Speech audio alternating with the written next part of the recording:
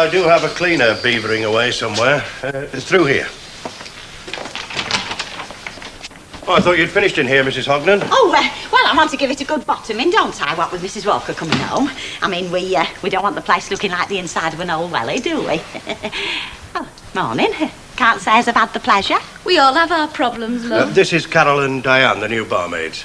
Saved my life last night, they did. Well, I'm Mrs. Ogden, Hilda Ogden. I'm assisting Mr. Lewis with his duties, so to speak. Yes, well, if you could find somewhere else to assist me, Mrs. Ogden, we do have one or two things to discuss.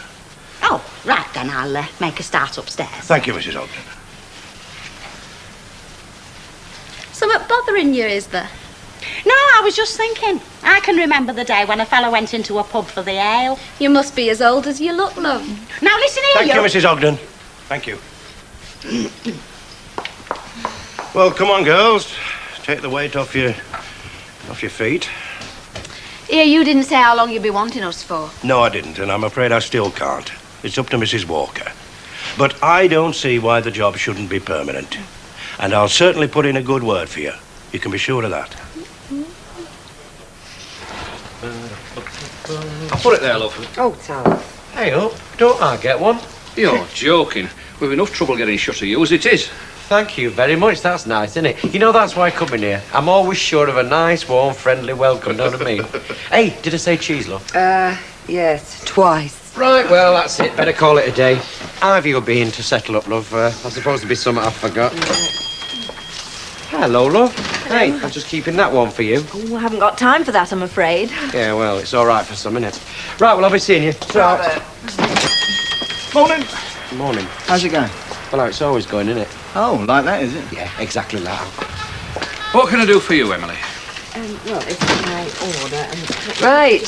What can I do for you? Nothing at the moment. It's about lunchtime. Can you make it a bit earlier? Say about 12:30. I've got a buyer coming at 2. Oh, he's the boss. What's that? Mike wants me to go and look at a flat with him at dinner time, so is it all right if I get off a bit early? Oh, I dare say I'll survive. You see, he's not all bad, is he? Yeah, thinking of buying a flat then, are you? Looking at one. There is a difference. Ah, thinking of settling down again then? Well, I can't go on living the way I am for the rest of my life, and that's for sure. Mind you, I don't hear the hotel complaining, but it's criminal the money I'm shelling out to that place. 12:30 then. I'll be ready.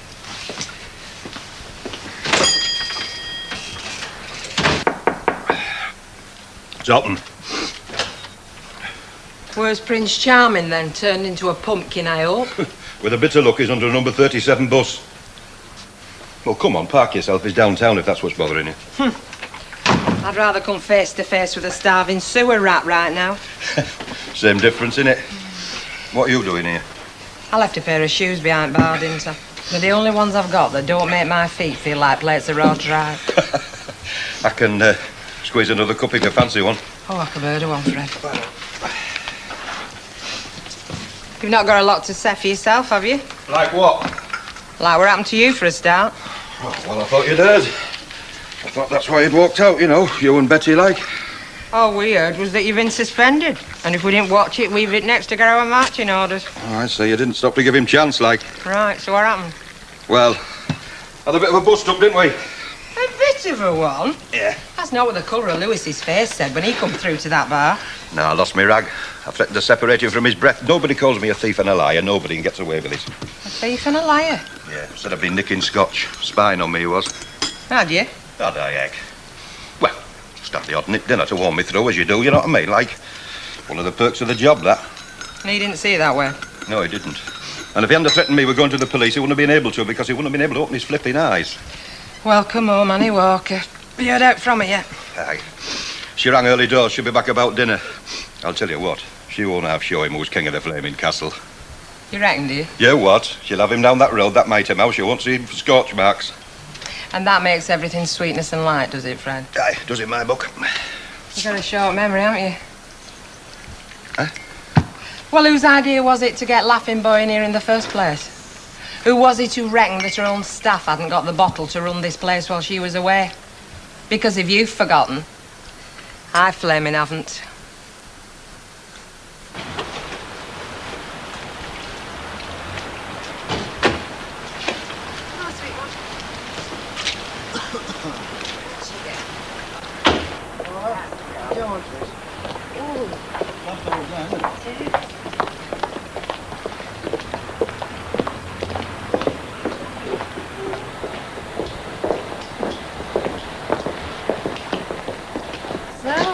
is how the other half lives. Yeah. Not bad, are they? No.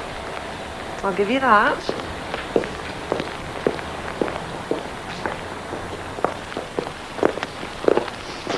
Mind you, it's not much of a backyard for drying your washing. I wouldn't fancy having to pay the window cleaners' bills. Well, I'm not buying them all, you know. Oh, now he tells us. Mind you, given a bit of I time. have to leave you and all. That's the one up there. Do you know, you might just be acquiring a bit of class in your old age. Do you reckon? Well, from what I've seen of it. I take it there is an inside as well. Forgot to ask. Better go and find out, haven't we? Yeah. Come on, Tree. Come on, darling.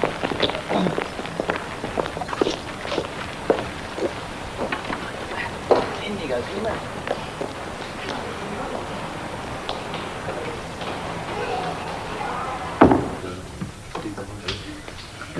Tell you what, there's nothing wrong with the view from where I'm standing. And I'm not complaining. Typical, isn't it? What's up now? What's up, fellas? That's what's up. Oh, here we go again. There's nowt like a bit of loyalty, and that's exactly what you two are showing. Nowt like it. Are you talking about Bet and Betty? Well, I'm not talking about Morecambe and Wise, am I? The minute they go through that door, as far as you're concerned, it's as if they've never existed. As long as there's something in a bit of skirt behind this bar to serve you, they can have two heads for all you care. No, that's not true, Elsie. There's other bits, aren't there? Oh, I don't find it funny, Eddie, I'm sorry. Oh, come on, Els. I mean, if they want to make themselves martyrs over a great, fat, useless pudding like Fred J., well, that's their funeral, isn't it? They weren't sacked, you know. I mean, they walked out of their own accord. Yeah, so come on, Els. You've got all the answers. You tell us what we can do. But you can stop behaving as if them two had gone out of fashion for a start. Yeah, well, when you get to my age, they are. Ah, that's true. I didn't mean it. Well, I did. Hello. Hello, darling. Mavis let you off the lead, has she? It's her that should be on a lead after all whining she's done this morning, and I'll have a vodka and tonic if you're asking. I'm asking you. When you're ready, sweetheart. Yes, Len. Same again, please, love. And vodka and tonic. And Elsie? Oh, thanks, love. I've got work to do if you haven't. See you. Ta-da. So, Len, is it? Hasn't taken her long to get the formalities over, has it? Ah, yeah, well, you used to work in the horse and farrier, didn't you, love? That's right. You know, across the road from the precinct. Next door to the plumber's merchant. That right? Known him long, have you, Len here? Just seems that way, Ellen. Yeah. You haven't met Rita, then? Hello. Mrs. Fairclough. Len's missus. Oh, so you're Len's wife. Bit of a surprise, eh? I bet you didn't know he had a wife. Oh, yes, I did. Oh, he has mentioned me then. Of course he has. Funny thing, though. What's that? I got the impression you were older. I don't know why, just an impression I got. Bob here said.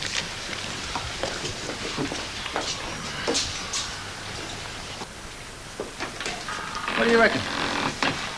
Oh, it's like something out of one of them magazines. Oh, for 28 grand, it should be. How much? Well, near enough. That's not bad, you know, by today's standards. Oh, no, of course it isn't. And being on the first floor, it does have a lot going for it. It does? Well, think what you save on donkey stones.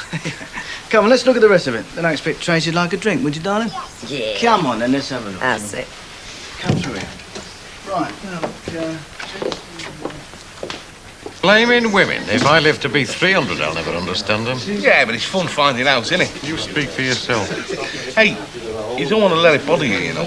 What's that? That other business with Diane. I mean, your missus wasn't born yesterday, you know. She knows there's nothing in it.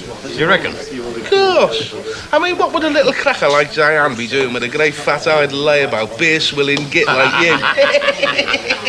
Well, what about that warehouse job for Christie's? No, 2 hours too late. 1 hour per usual. Oh, come on, Bert, don't talk like that. There's always another day tomorrow. Oh, aye, and another day after that, and another day after that, and they're all the flaming same, aren't they? Now, look, you can snap out of it. I've had enough. I know it's not easy, Bert, but look, there are lots of people worse off than us. Oh, yeah. Yes, there are, love. We've got us health and strength, for one thing, haven't we? And a lot of people would be glad of that, wouldn't they? We've got his little home. We've got the most wonderful grandson in the world. We've got a smashing son and daughter-in-law. And at least we've got one wage coming in, love. Come on, Bert, life is not all that black if you look hard enough. No, I know, love, it's not that honest. It's just, well, I feel so rotten useless, don't I? I tell you, I'd even sweep the streets with a toothbrush on my bended knees if they'd give me half a chance. You're a daft lad to believe you would and all. Look, I've got to go back to work. I'll see you later. So, see you. Hey, Eddie, tell me something. Go on. Where do you get your information from? I mean, is it written in muck on the back of that dust cart, along with all the other thoughts of Chairman Johnny Webb and his mates, or what? You what? Well, did you or did you not tell me until I got shut of all my money I couldn't claim supplementary benefit? Right. Wrong. I'm telling you. Well, I'm telling you, you're wrong. Look, I've just been talking to a bloke and he's told me I can have £2,000 stashed away and still claim the benefit. Ah, he's talking through his ear hole. It's a bloke from the Social Security, mate. Social Security? Yes. Yeah, well, it was just something I heard, you know. I just passed it on, thought I might be doing you a favour, like. Yeah, well, you still can, sunshine. Next time you feel like doing me a favour, don't bother, don't do me a favour, all right? Hey, how's it going, eh? Oh, how it's always going, Len. Hey, you've not heard out in your travels, have you? I'm sorry, no. Well, if you do, will you? I'll let you know, yeah. Hey, what about that central eating job you were telling me about? What about it? Well, you said you could do with a bit of muscle. Ah, it's not a job. All it needs is a tame gorilla for a couple of days. Yeah, so you can pay him in peanuts like you did me. If I remember rightly, you were very grateful for it at the time. Yeah, right enough. Will you have one for the road? No, you're all right. This may come as something of a shock to you fellas, you know, but things are getting so bad now, I've got to work afternoons. Yes, please, love. See you, mate. Annie, love. Hello, Len. How was the holiday? Nice? Oh, Len, it was absolutely out of this. What on earth?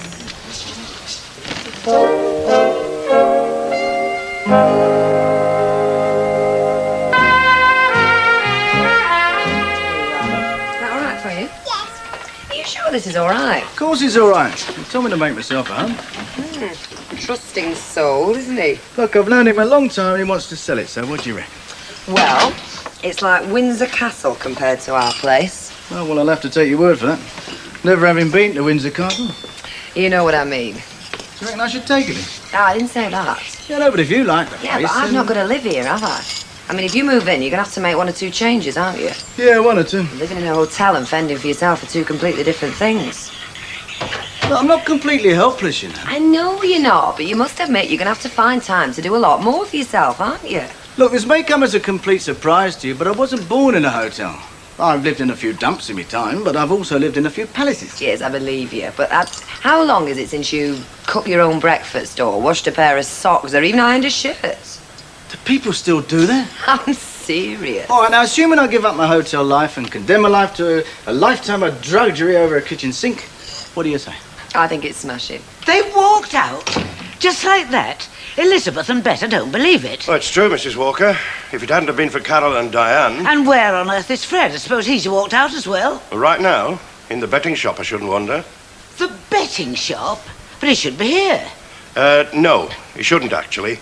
Not anymore. Not anymore. I had to suspend him. Suspend him? Fred G? What on earth for? Lying, stealing, and threatening me with physical violence. That man has been bleeding you white, Mrs. Walker. Bleeding you white. I don't believe this is happening to me. I just don't believe it. Mrs. Walker, when I took on this place, I had hoped for the cooperation of the staff. Unfortunately, that was not to be. Fred G has been deliberately objectionable to me since I set foot here. I've caught him red-handed on a number of occasions, helping himself to drinks without paying for them. And when I confronted him, he threatened me with violence. And as for Mrs. Turpin and Bet Lynch, well, they've been less than cooperative on a number of occasions. And last night, they walked out, leaving me with a hot pot supper on my hands. And if it hadn't have been for Carol and Diane, who I might say are doing a first-rate job, last night would have been a disaster. And I suppose, having disposed of my entire staff, you are ready to give up the reins and go in search of pastures new. Oh, whenever you're ready, of course, Mrs. Walker. Ah, I'm glad we're agreed on that point, Mr. Lewis, because I shan't be ready until I've got to the bottom of this whole disgraceful business. And that means hearing the stories of everyone concerned. Well, surely you don't think that... Everybody, Mr. Lewis. Is that understood? If you say so, Mrs. Walker. I certainly do. Hiya, Len. I'm not interrupting now, am I? Nothing that won't wait. What do you want? Well, it's just a quick word, like. As many as you like. Do you want a cup of tea? I was just going to make one. No, not for a minute, no. What's on your mind? Well, I've just been thinking, like, I mean, what Eddie was saying, like, back in the Rovers, about that central eating job. What about it? Well, you were saying that you could do an extra pair of hands and that, just for a couple of days, you know? Oh, yes, I could, yeah. Why, do you know anybody who might be interested? You're looking at him. You? Yeah, I'm a good grafter. I mean, I can promise you that. I don't doubt that for a minute, but this isn't a job for you. You're a skilled craftsman. Are you joking? I mean, right now I'm out, am I? But it's only for a couple of days. I mean, what I could pay you would only keep you in beer money. I don't care. If you can use me just for a couple of days, you can pay me in bottle tops even. I don't care. Well, if that's the way it is. Yeah, it is. Well, for a start, you can check this little lot, eh? Thanks, I'll go and put the kettle on. Thanks. What are you thanking me for? I'm not doing you any favours. No, but thanks all the same, mate.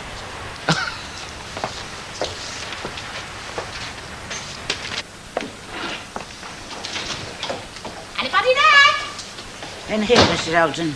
Oh. Ah, there you are, Mrs. Walker. I thought you'd be back by now, so I just popped in to say welcome home, like. And a fine welcome it's turned out to be. Oh, yeah. Fred and Betty and Bet, you mean? I certainly do. Well, of course, not everybody saw eye to eye with Mr. Lewis, did they? Present company accepted, of course. Because, you see, I realised that somebody had to make the effort to toe the line while you was away, for your sake. I'm glad someone was thinking of me. Oh, Fred, is that you? Mrs. Walker, am I glad to see you? The feeling is mutual, I can assure you. What on earth has been going on? Ah, well, that's what I come round for, isn't it? To put you in the picture, like. Well, you don't need to now, do you, Hilda? You don't know everything, you know. You haven't had his confidence like what I have. It hasn't gone unnoticed. Mrs. Alden, I should be very, very pleased to hear your version, but tomorrow, perhaps. I do have a lot to sort out this evening. Oh, well, if you say so. I do, if you don't mind. Shut the door behind you, Hilda, when you go.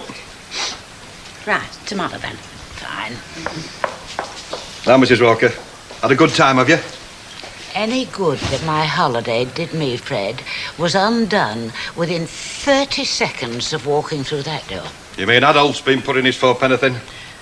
Mr. Lewis has endeavoured to put me in the picture, if that's what you mean. You heard about me being suspended, then? Not by me, you haven't. You mean it's okay? I mean, I am not going to jump to any conclusions until I've heard what you have to say. You mean the truth? Well, I shall decide that. Right, Mrs. Walker, I'll tell you what I'll do. I'll pop through and I'll make us a nice fresh pot of tea, then we'll have a nice cosy little chat. Do you know, those are the first words that have made any sense since I got back.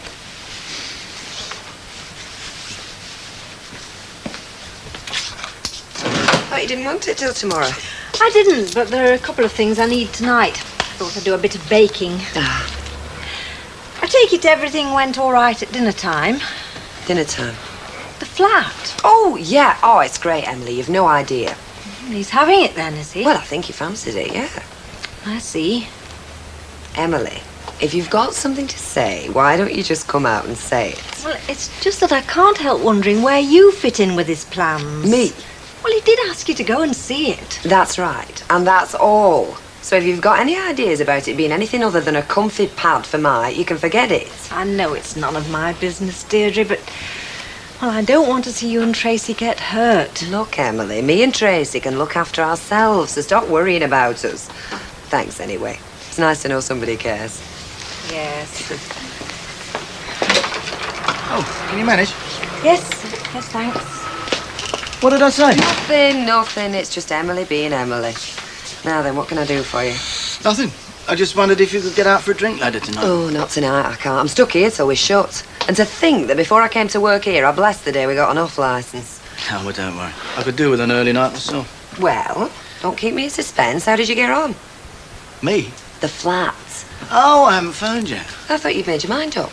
I have, but it won't do him any harm to let him sweat it out for a couple of days, will But it? if you want it... At the right price, and I've got a better chance of that if I let him sweat it out for a bit. Not with you. Look, if you wanted to sell it quick, and I came back in a couple of days and offered you a few grand less than the asking price, what would you do? Well... Knowing I've got nothing to sell, there'd be no trouble about the mortgage, and I've had a few days to look at other places, eh? You crafty devil. I usually get what I want in the end. Yes, I had noticed. Hey, you fit. Why not? Your tea should just about be frazzled to a cinder by now. Come on. Hey, up. Hey, I thought I'd be just in time. No, we're just off, thanks, mate. Oh, come on, you've time for a quickie, haven't you? No, really. I want to get something to my belly before I put any more ale in there. Come on, it's the least I can do. Ah, some other time, eh? Oh, all right, then, you're the boss. I'll see you in the morning. All right, Trello. Ta-da, mate. Hey, what were all that about? Oh, I've just taken him on for a couple of days, that's all. What? Hey, now, I feel as sorry for Bert Tilsley as the Who next do you person. feel sorry for him? I'm doing a big central eating job. If it's not him, I'd have to employ somebody else. Oh, well, if you say so. But just think on, we're not a flaming charity. Now, do you want this taterage, or have I to cement these pavements with it, because that's all it's going to be fit? Thank you very Back much. to Knoll then, eh, Fred? Just as far as I'm concerned, mate. Do you know, my stars said it was going to be my lucky day and Earl. Well, you know what you can do if you don't like it, you ain't see. Oh, there is he now, then. Anyway, Lewis. This the fella? Well, crawl under his stone, I think, somewhere.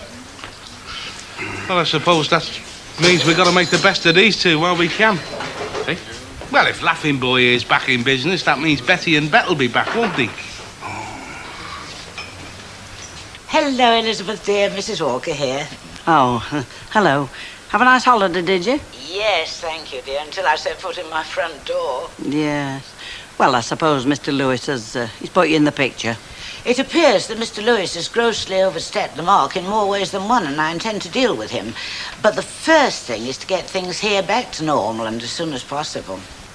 Have you seen Fred? I have, dear. I've had a long chat with him, and you were pleased to hear that he's being reinstated to his former position.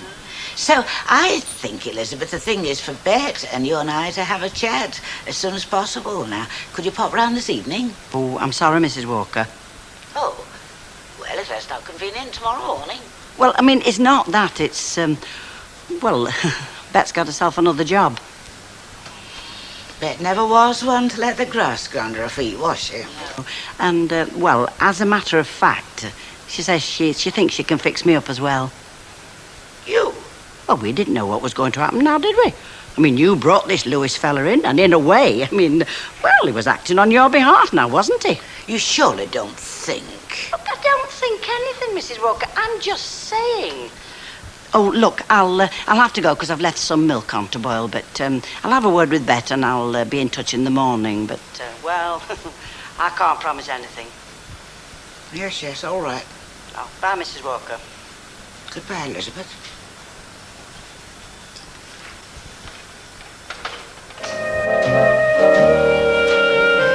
Your mother that's going to get it, so I said, that's what you think. You don't know my mother. Oh, you never. I did. Morning. Morning. Morning. Are you working then? Well, I'm not humping these breakgates out for nothing, am I? Are you back like permanent though, or what? Yeah, Mrs. Walker reinstated me, didn't she? Well, you saw me working in here last night. Well, you can't tell who's in charge in this pub. I mean, Mr. Lewis did sack you, didn't he? Oh, he's out of order, Flower. That's why Mrs. Walker reinstated me.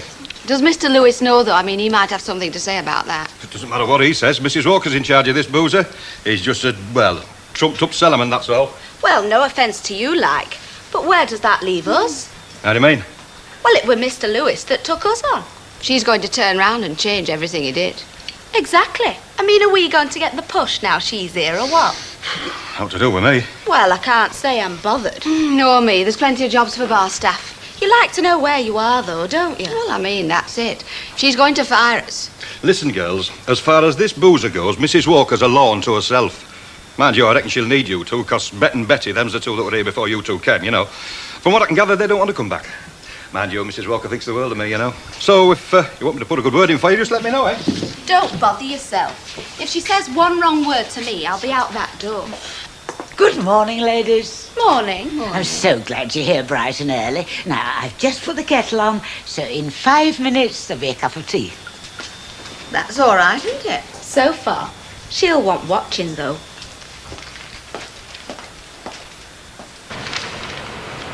Hey, how many have you got on? Oh, that's 5 radiators. Oh, that's dead right. Do you get all the pipe on and all? Yeah, everything you said. Hey, you better check it, don't you, Len? I mean, what do I know about central heating? I don't know. What do you know about central heating? Well, in a word, beggar all. Well, that's all right. I think I know enough for the pair of us. So if you do as I tell you and you know which way is up, we're all right. Hey, I'm not thick, you know. It's just that it's not me trade, that's all, plumbing. Yeah, I know.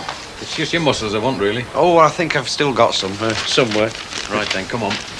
Oh, hang on. Hey. Gonna need them. Bye, Eck. Now I know what it feels like to be an Irish brain surgeon. Come on.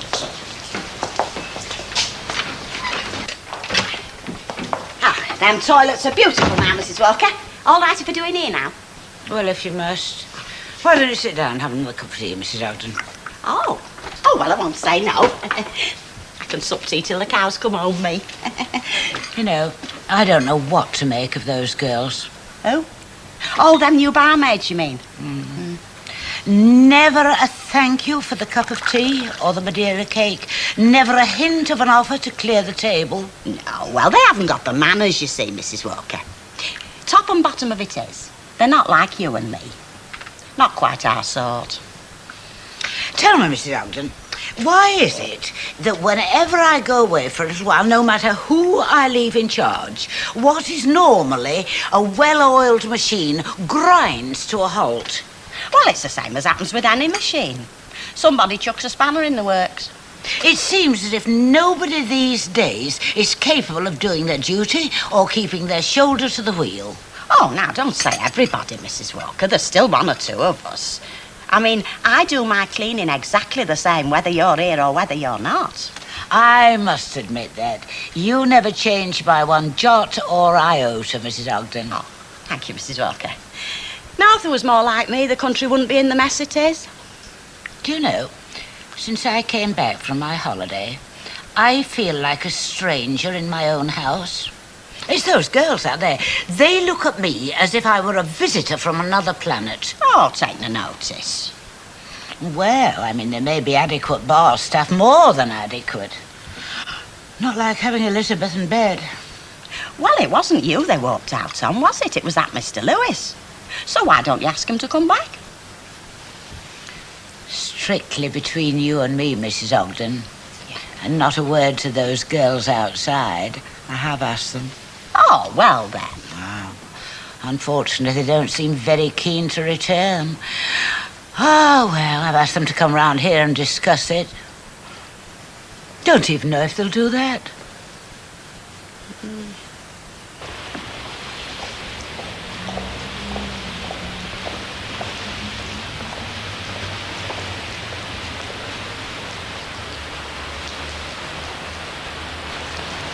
What are we doing? How do you mean? Well, look at us. Annie Walker only has to crook her dainty little finger and we come running. We must want our heads testing. Ah, no fair dues. I mean, it wasn't Mrs. Walker that gave us a hard time, you know? I mean, it was Lewis. Yeah. But who was it who gave him the chance? Who put him in charge of us? Mrs. Walker. That's for sure. But because she's dropped herself in the mire, we're expected to rush round there, pick her up and wipe her down. Well, why should we? Well, for one thing, I mean, we like working at the Rovers, I suppose. Well, happen we do. But I reckon I could get nicely settled at the Rifleman. Anyway, I think we should think about this a bit more. I'll tell you what, we'll go somewhere and have a bit of dinner and ponder a bit. And have to sweat it out. Right. Only she won't, will she? Sweat, I mean. Do you know, I remember her telling me once, Bet, dear, only horses sweat, gentlemen perspire, and ladies gently glow. Yeah, well, better get glowing then, come on. Fred, I'm expecting Mr. Lewis. We're going through the accounts together, so when he comes, send him through, will you? Yes, Mr. Walker. It'll be a pleasure. Oh, Sam, hey, keep the 10p. Tom, Well, that's another good day's work over. it's only 1:45. You better start early, mate. You're on the bins, you, aren't you? Right. Thought you were. What do you mean? Are you suggesting I ponder something? Oh, don't be so flippin' touchy. Oh, well, you do get a bit touchy on the bins, you know. I mean, people say things to me that I wouldn't even repeat to my own father. You want to try working behind a bar, love. People think they can say anything they want to you. Tell you about their operations, tell you look miserable, make suggestions to you. You don't know you're born, you. Hey, you've done a good day, Yates. Who says?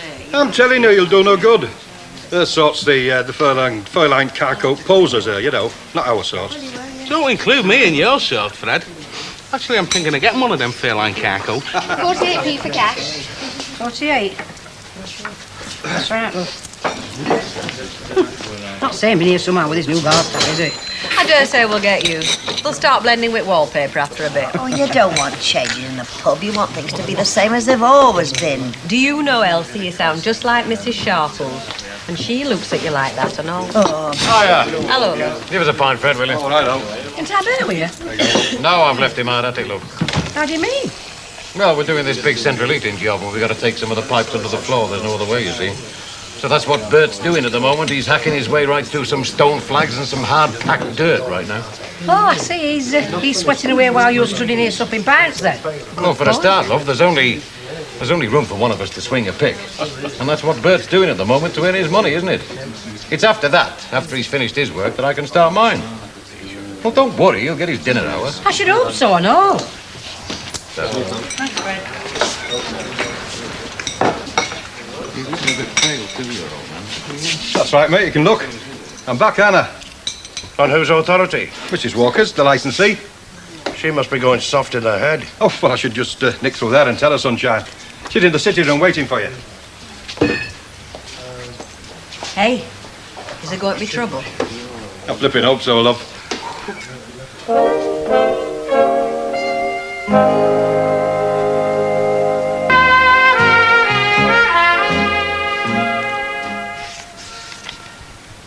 I had to reorder cigarettes, you'll notice. Yeah. I just made it the same as your last order before that. Mm. And we were down on draft compared to the week previous. Yes, I see. Mind you, you can expect that. Bad time of year. Not a lot of cash about. Possibly. Well, apart from that, everything's simple enough. I do know how to read accounts, you know, Mr. Lewis. Oh, yes, certainly. I'm sure you do. Well, I think the accounts are perfectly satisfactory. I've no complaints on that score. Oh, I didn't think you would have. Anyway, now that's out of the way, there's something I'd like to bring up. I see you've put Fred G back to work. Yes, I have. It's a mistake, you know. I beg your pardon? Oh, I know you'll be thinking he's had a fright, been taught a lesson, and from now on he'll mind his P's and Q's. But in my experience, Mrs. My Walker... experience is very much greater than yours, Mr. Lewis. Oh, now look. Don't get me wrong. I'm not trying to teach an old dog new tricks. I just thought... One thing I have learned in many years in the licensed trade is the importance of keeping a reliable staff. Ah, yes, reliable. But you can't say G is reliable. I watched him helping himself to the spirits. Blatant he was. I allow him a little leeway. Quite apart from his duties as cellarman, he does all sorts of things. Odd job man, chauffeur. As I say, I allow him a little latitude. Well, in my book, that is not the way to run a business. And neither is losing the entire stuff. I come back from my holiday, and what do I find? One of them suspended, the other two have walked out. Now, you may have had a case against Fred G., but my two bar ladies were competent, honest, and loyal. Well, you could hardly say they were loyal. I mean, they'd not have walked out if they'd been loyal. They walked out on you, Mr. Lewis, not on me.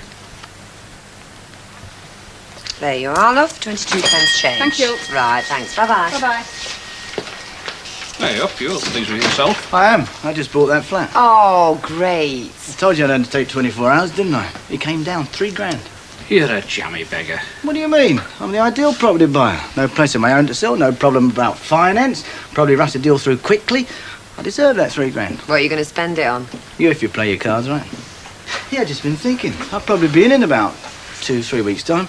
Mate of mine's a solicitor. He's going to rush a legal bit through quickly. Was he cut price and all? As a matter of fact, he is to me. I do him little favours, you see. Call for you later, eh? Right. Come on now, Ivy, don't get bogged down. I want that production line running again in 5 minutes. Oh, don't worry, it'll be on time, same as usual. Red flash, isn't he? Listen, you want to be very careful. He knows all the dodges, you know. You be very careful. Oh, come on, don't frighten, lass. Take no notice, love. When it comes to women, he's no different to any other fella. No different, eh? Oh, that's a pity. I was hoping it'd be an improvement on most of them. Oh. Now, the two girls I took on, Diane and Carol, you have to admit they're on the ball. They may be excellent, although their manners leave room for doubt. But even if they were, they are not my reliable old staff. Well, I had to pull them up on more than one occasion. Faults they may have had, but they were good stuff. I trained them myself. Oh, with all respect, Mrs. Walker, they're not all you're cracking them up to be. I mean, you admitted that yourself. I admitted it. What on earth do you mean? Well, if they'd have been all they should have been, you'd not have had to bring me in, would you? I mean, that shows you couldn't trust them.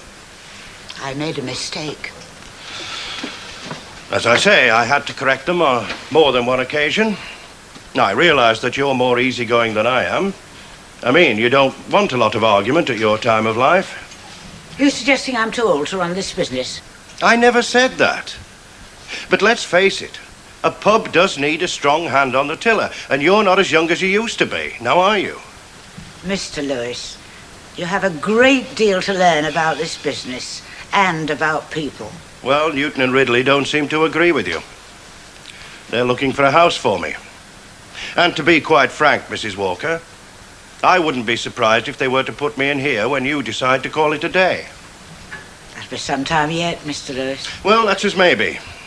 But I do know that Mr. Cresswell at the brewery wants to chat with me this week. Ah, yes. Now, I think you will find that the purpose of that is so that my old friend Douglas Cresswell can discuss my report on you. How do you mean, report? Well, Douglas Cresswell asked my opinion on your ability to run one of Newton Ridley's houses. Oh. Well, no hard feelings, I hope, Mrs. Walker. I mean, while I've been here, I have done my best, you know. I'm sure you have, Mr. Lewis. Unfortunately, I don't think that your best is very good. I was only saying stopping on the bins all my life, you know. That right? I mean, I'm not knocking it, mind. It's a good, healthy life, grand bunch of lads, salt of the earth, but, well, I'm a lad with ambition, you know. That's right. You're his first ambition. Say no nonsense of him. He's only jealous because I'm dynamic and he isn't. What's up, Gordon? I don't know how you girls are going to put up with her. Who? What do you mean? Mrs. Walker. They should have put her out to grass years ago. The trouble is, she doesn't know good stuff from bad. Well, she does know margarine from butter, mate. Mind you, in your case, it's not difficult. Well, I hope she appreciates you girls, but I very much doubt it. Good riddance. I knew Mrs. Walker would mark his card. Jumped up git. Doesn't it make you sick, eh? I mean, when I first came here, I thought I was working for him. Well, I can work for anybody, me. If they're all right with me, I'll be all right with them. Well, I'm the same, but if the old cow doesn't like us, she can say so. We like you, don't we, Fred? Oh, yeah, we like you. Hey, I'll tell you what, I'll put a word in for you with Mrs. Walker. She thinks a lot about me, you know. Oh, does she really? Well, in that case, Gordon must be right then. She is round the twist.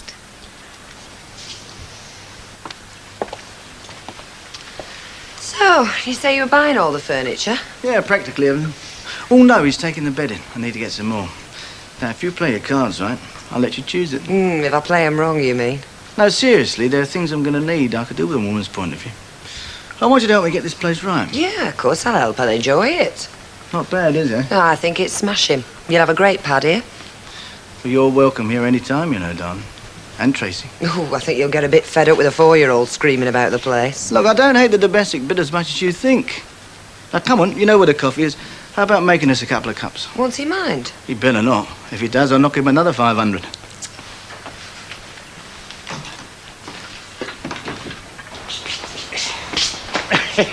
Put your head down first, mate. Oh, I don't know these things. As soon as you rip one of them out, somebody wants to put one in. I like getting like antiques. Oh! Hey, what's up? Blimey, Charlie, I think I've seized up. Blimey. Hey, what's the matter? I'm aching in muscles I'd forgotten I'd got. Hey, this job isn't too much for you, is it? I mean, we don't want you doing yourself a mischief. No, I'm all right. It's keeping me fit, isn't it? Come on, then. I'll buy you a pint of blood tonic.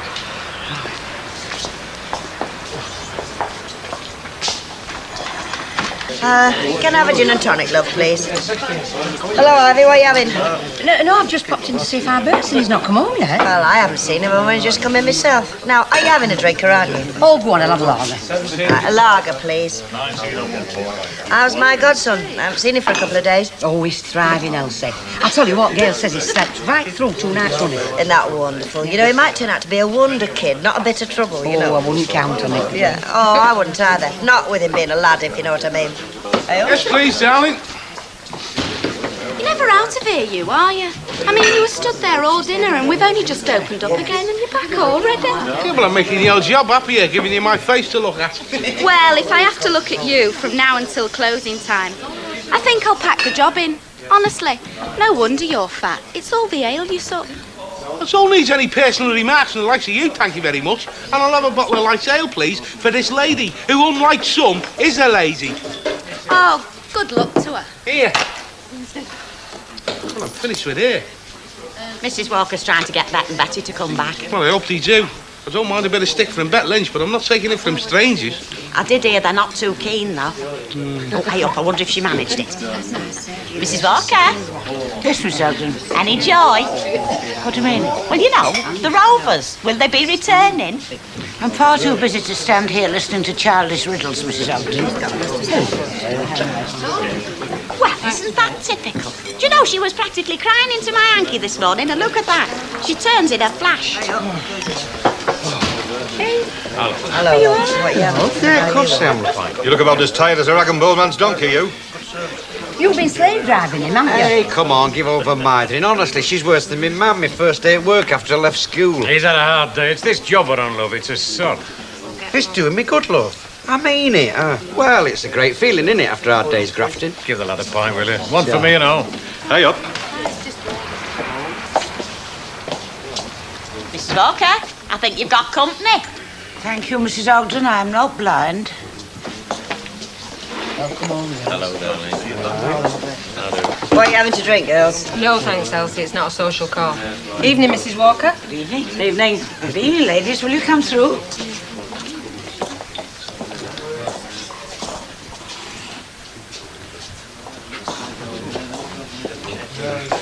Who the heck are them two, then? That's them whose jobs you've got. It's a strange flaming pub, it's this. You make good coffee, too. It's only instant. Well, lots of good things are. Decisions, feelings. I like making instant decisions. In fact, I just made one. What is it? Oops, there I go again. I've just made another one to keep my first instant decision a secret. You're crazy. Tell you something serious, huh? I could get used to this domestic bit. Sitting in a nice flat with a pretty girl that makes good coffee. Nah, not you. A leopard can't change its spots. Let me tell you that leopards are very friendly animals. To lady leopards.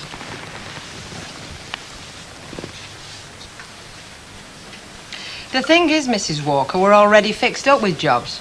I'm already working at the Rifleman, and Betty starts there tomorrow. First, it's costing money. Oh, it's not the money, Mrs. Walker. That's not why we went. No, the rates are just the same at the Rifleman. Mind you, we do make more in tips, definitely. But I'm sure I can make some adjustment for that. Now, ladies, look. We've worked together for a great number of years. Can't we simply go back to the situation as it was? Well, it's not that simple. Coming back, I mean. When we left here, it was with good reason. I believe you. I've had a day of reckoning with Mr. Lewis, and I've told him exactly what I thought of his stewardship. He made the job a misery. I can sympathise, dear. But, as I told Mr. Lewis, your quarrel was with him and not with me. But it was you who put him in charge of us. How would I know he'd be so unsuitable to take these people on trust? But you didn't trust me and Betty. That's why you brought him in. And that's what rankles, you see. You bringing him in over our heads. I mean, you said just now that we worked together for a long time. Well, that's when it went home, you see, when you brought somebody from the outside to run us. Told its own story, that. Now, look, I am prepared to admit that I made a mistake. I can't say more than that. All I can repeat is that I want you both back here again. Well, I'll go along with Betty. Whatever she says goes for me and all. I'd have to have an understanding, Mrs. Walker, that in future when you went away, I mean, you didn't bring anybody in over us. Very well. In future, when I have to go away, you shall bear the burden of responsibility if you're prepared to shoulder it. It's fair enough. Bet? If it's okay with Betty, it's okay with me. Well, then we're one big happy family again. Now, drink up your sherry and we'll have another. And I brought you some presents back from my holiday cruise. I'll bring them in.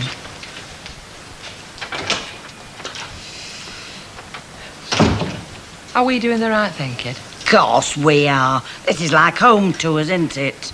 And you know the old saying, better the devil you know. Yeah, I suppose you're right. Hey, kid. What? Did you notice? Them prezzies. She never mentioned them till we said we were coming back. Mm. God, she's one on her own, isn't she, Annie Walker? Cheers, Jill. Cheers, love.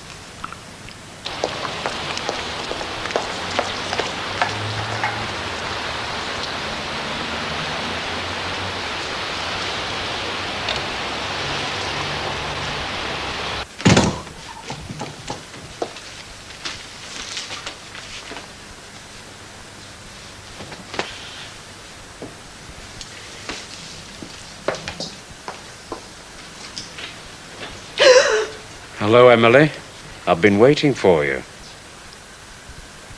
I've come back, you see.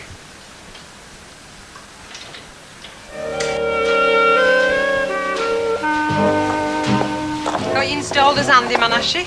I know, I'm just putting a new lock on for her. I'll be wanting one of them. I'll put a new one on for you after your burglary. No, this won't be one to stop men getting in. It'll be one to stop them getting out. Mind you, I'll have to find one first.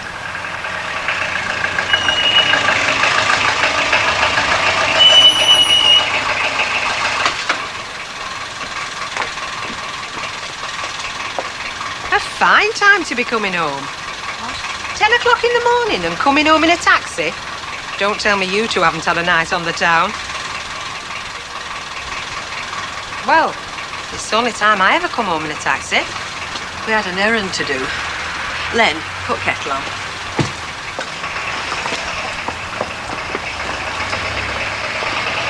Do you want to go upstairs and lie down for a bit? I'll bring you some tea out. I'm all right. I don't want to be treated like an invalid, for heaven's sake.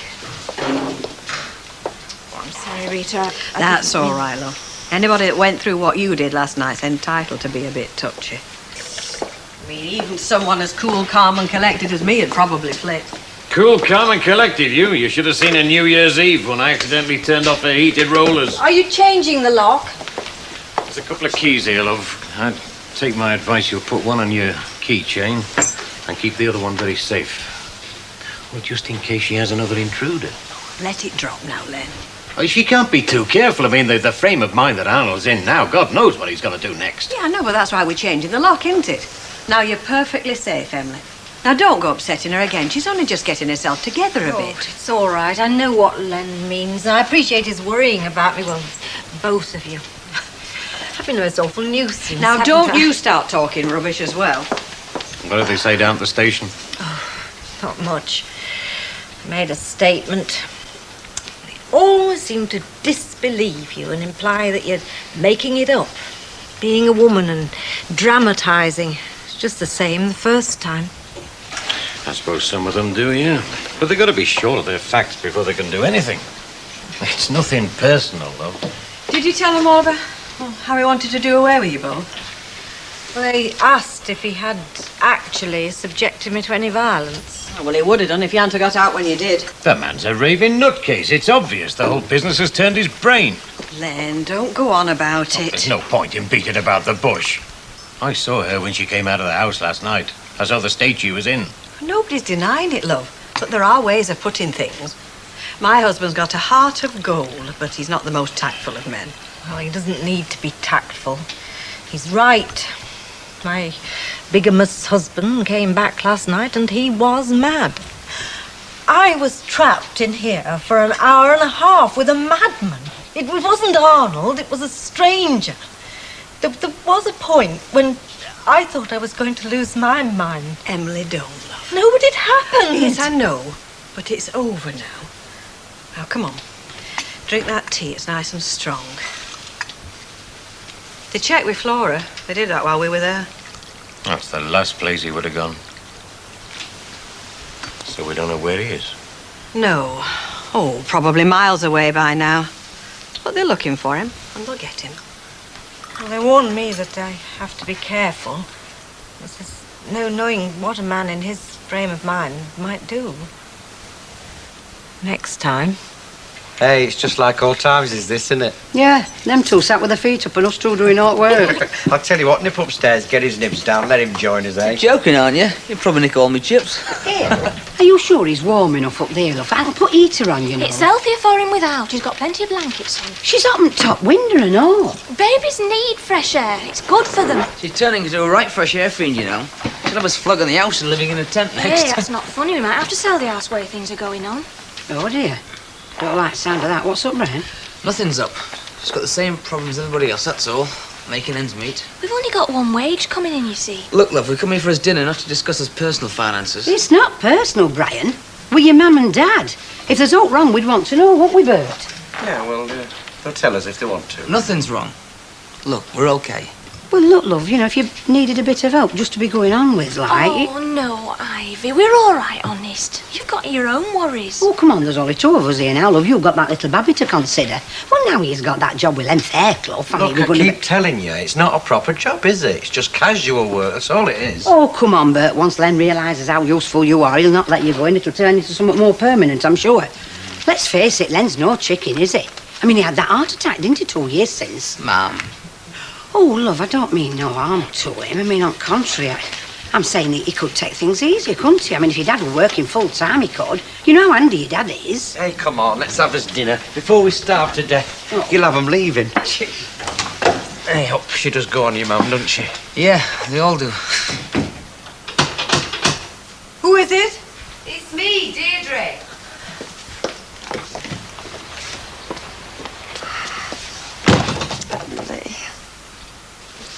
I don't know what to say. Oh, there's nothing to say. I just want to try and forget it. Tell me something nice. Tell me what Tracy's been up to. Oh, well, pom-poms are her latest thing. They've been showing her how to make them at play school, so the flat's full of them. Little scraggly things they are. Because she's not got the patience to make one really big fluffy one, so she keeps asking me to cut round her. She's been round about twice. Oh, the annoying thing is I nearly came round last night. Had your order all ready to bring round, and then Alf had to go out, so I had to stay put. I don't think it would have done any good. I wouldn't have been able to open the door. What did he do, love? He talked. Wanted to do away with us both. He threatened to kill you? Both of us. Oh, I don't really No, want to go... no, of course you don't. Anyway, he's gone and you're all right, and that's the main thing, isn't it? Yes. I believe the police are out looking for him. Oh, I don't suppose they've mounted a manhunt. Not unless... No. Anyway, don't worry, love. They'll find him. They'll make sure he doesn't come back. Oh, I told you about Mike Baldwin's new flat. Oh, no. Is it very outrageous? No. Heavens no, what we expecting? Sunken baths and circular beds. Oh, I don't know what a trendy man about town has in his place, do I? Well, nor do I, unfortunately. No, it's just a very nice flat. Bright, modern and comfy. It is already furnished, but I think he wants to buy a few extra bits and bobs. You know, he says he wants a home, not a shop window. I was discussed it with you a lot, then. Oh, yes, I think he likes to have a woman's point of view. Is any woman or one particular woman? Now, Emily, stop fishing. Stop reading things into things that aren't there. He's asked me because he's friendly with me. That's not to say he'll take a blind bit of notice of any advice I give him. No, people often don't. Emily, stop it. Well, how's it going? Are you all settled in? Yes, apart from a couple of biggish items of equipment, the couch and the passive exerciser. What I want to know was, will there be anybody around later to help me fetch them out of the car? About what time? 5? Yeah, sure, I'll be here then. If necessary, we can rustle up a couple of the lads. Passive exerciser? Electrical impulses. You just lie there and the machine does all the work. Well, now she tells me, after years of cycling, jogging and running up and down every lump and bump in the Peak District. Do you? No, but I always felt guilty about it. And you just walked in and found him sat there? Yes. Ooh, fancy. Well, which chair was he sat in? Does it matter? Well, I'm just trying to visualise it, to know what it's like to walk in and find somebody in your own home. It was his home, too, once. Oh, I do admire you for trying to be brave, Emily. I know if it were me, I couldn't bear to be left on my own for a single minute. Well, actually, I'd quite like to be on my own. There's been a non-stop stream of people in and out all morning. Well, it's because we're all so worried about you. I mean, supposing he came back. If Arnold were to walk in this very minute, what would you do? Offer to put the kettle on and make a cup of tea? Well, I don't think you're taking a very helpful attitude. Oh, I'm sorry. I didn't realise I had to be helpful. Well, I should have thought personally that this was a time when you'd want all your friends to rally round. I'm not unappreciative of people's concern, Mavis. I just dislike it being turned into a three-ring circus. Everybody wants to know all the sordid details. What happened was between Arnold and me. He threatened you. He frightened me. Oh, I just don't understand you trying to defend him all of a sudden. I mean, well, you can't still love him. I feel sorry for him. After what he's done. He's made a complete mess of his life. That's what he's done. I can cope. I can pick up the threads, but he can't. Arnold was a man who loved order. He had his business, his routine, his home, his wife. He had a place in society and people's respect, and now he's got nothing. Nothing. Well, it was his own fault. I mean, he knew what he was doing, and you couldn't wait to throw him out. Do you think I feel good about that, or what it's done to him? It doesn't mean I'm not capable of feeling compassion for him. I was married to him, Mavis, or thought I was. We shared our lives. No, I don't want to see him again. But nothing is ever black or white. It's no wonder he was destroyed. I shall always feel some responsibility towards him.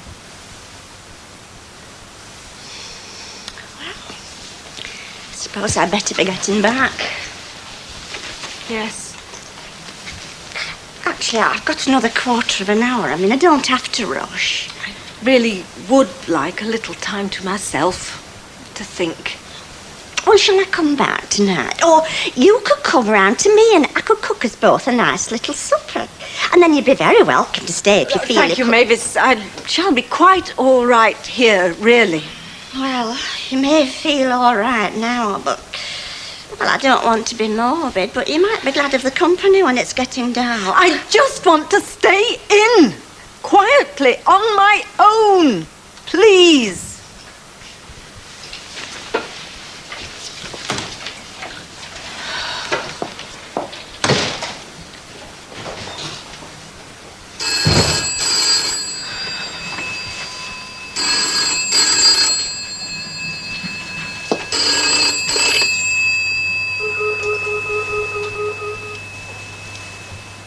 Hello, Weatherfield 5417.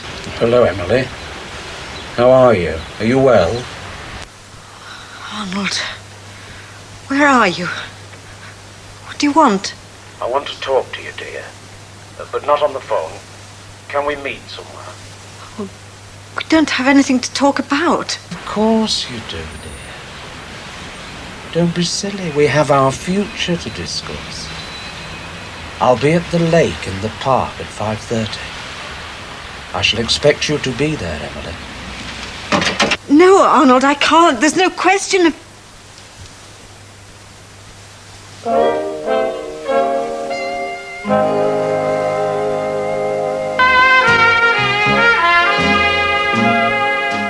Did he say which park? He means the one we used to go to. We always went there when we first started going out. One particular bench we used to sit on. How did he sound, would you say? Oh, very normal. That was so... What was so frightening? It was as if nothing had happened and he was just phoning up to make a perfectly ordinary arrangement. Excuse me. Hello, Emily. Oh. Bad Penny again. Go through. Hello. You've met PC Maskell. Yeah. How's it going? Well, I was all right until, He's been on the phone to her. Arnold? I wasn't going to say anything, but PC Maskell happened to call just afterwards, so... Of course, you had to tell him. Well, I don't know. I'm so confused. No, you've done the right thing. Both for your sake and his. What happens now? He wants her to meet him. In the park. Well, of course I said no. Well, you must go, Mrs. Bishop. Why? So we can pick him up. Won't that be a bit dodgy for her? No, she won't have to go up to him. And we'll be keeping a close eye on things.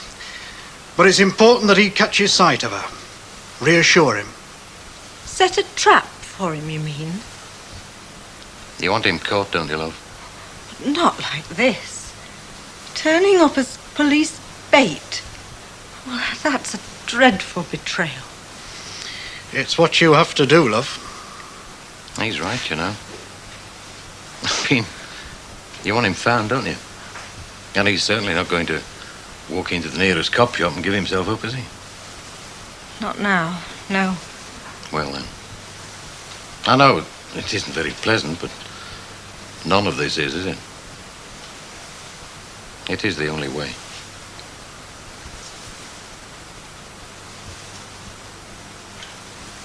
All right. Hey, listen, love, why don't you stop on for your teas? Oh, we can't. Well, you've not prepared out, have you? No, I was just going to do egg and chips. Well, we can have egg and chips as here, just as easy, can't we? Go on. Hello, Mum. Hello. Hello, love. A good old natter of you. Your man wants us to stop for tea. Blimey, must be a glutton for punishment. Be nice for your dad as well, Brian. How do you mean? Well,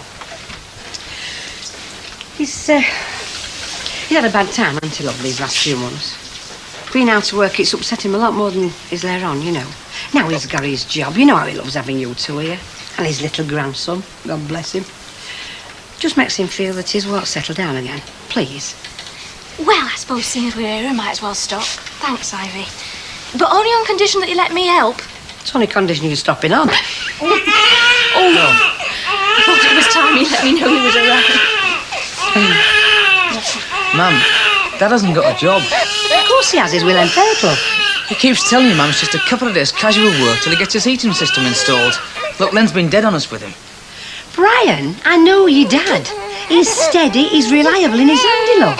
Once Len realises how good he is, he's not going to let him go that easy. Come on, how many men do you think he'd find as hard working as your dad, eh? No, you take it from me, love. He'll be all right there. Right, well, is that the lot? Yes, and thank you very much. Now all I need enough people to join the course. Oh, I don't think I'd have any problem there. Oh, they're always enthusiastic enough at the start. Then it's a wet night. They can't be bothered to go out. There's something good on telly. They're too tired to do their exercises. They've had their hair done and don't want to mess it up. All of that you get. Yeah, well, we'll just have to make sure that they start enthusiastically and stay that way. Are you rushing off? Not especially, no. Well, come over the road with me. You've been to the Rovers, haven't you? The pub, yeah. Yeah, right. Well, we can have a drink and do a crafty bit of recruiting at the same time. Won't Mrs. Barlow be waiting for you? Oh, Uncle Albert, you mean? No, I don't let him run my life completely. I just let him think that he does. Oh, you're not married? No, I live with Uncle Albert. Oh, I see. I thought you were just in the habit of having your lunch with him. Oh, what made you assume that I was married? Most men are. I used to be. OK, then. If we're going to track down volunteers, I presume you have got some women in mind? One or two. Are you in digs, then? Small commercial hotel, eh? So you're all on your tot like me? No, Chuck. Not a bit like you. Is it dead crummy? Most of these places are. Well, it's not the Hilton, if that's what you mean, but it'll do. I don't spend a lot of time there. No, you see, the only reason I'm asking is this place where I am, well, the rooms aren't too bad. And we get one free from time to time. I could put a word in, if you like. Oh, that's very kind of you, love, but see, if I do decide to move, these digs have been very highly recommended. Tal was saying. Oh, where's this? Oh, it's a place that the lads at the cafe told me about. The landlady's a right little belter, they tell me. Wonder Woman, they call her. Shall we sit down? Elsie, looks like you'll have to get into your satin knickers and stars and stripes Liberty bodies if you're going to compete, Carl. Hello.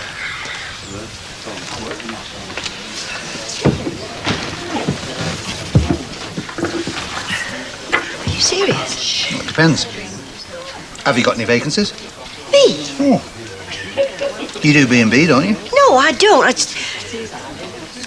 Well, as a matter of fact, I have taken in one or two. When they've been stuck and have twisted my arm. I suppose that's what you've heard. Something like that, eh? Oh, yeah. What else have they said about me while I've been serving them bangers and mash? Nothing, why? Oh, I know what a little gossip shop that is. And I know how quickly they can ruin somebody's reputation in there, them fellas. Especially if it happens to be a woman. Look, nobody has ever said one word against you. Oh? No. Look, it was a joke for our benefit, Blondie. I'd have kept my mouth shut if I'd known you were going to get your knickers in a twist about it. I wasn't. I didn't. Was it a joke? What? About you coming to lodge with me. Well, what do you think? Look, love, don't worry. I know. The last thing you want to be lumbered with is washing my mucky socks, right? Dead right.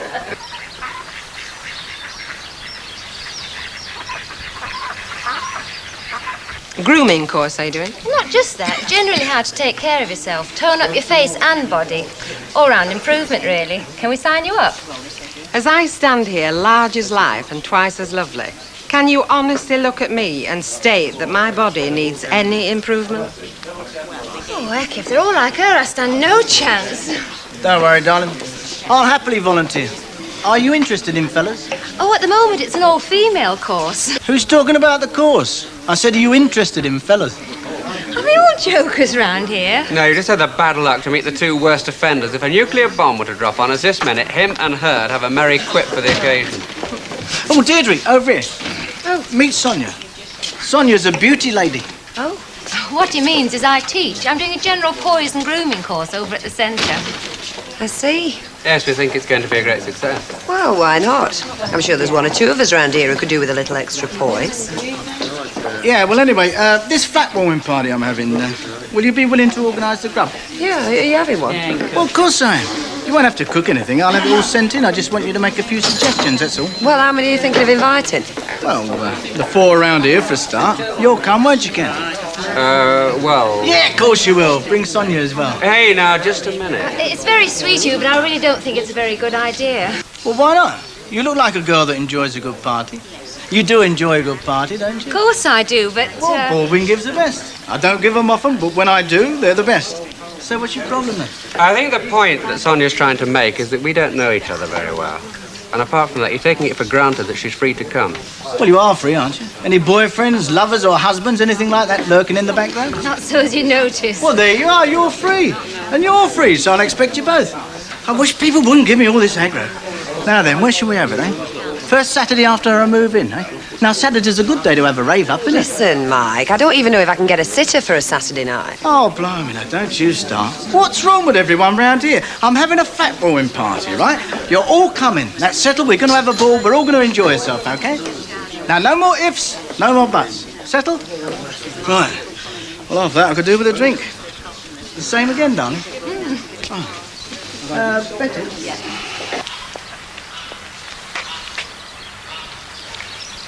That's him. Yes. It's all right, Mrs. Bishop. You mustn't worry.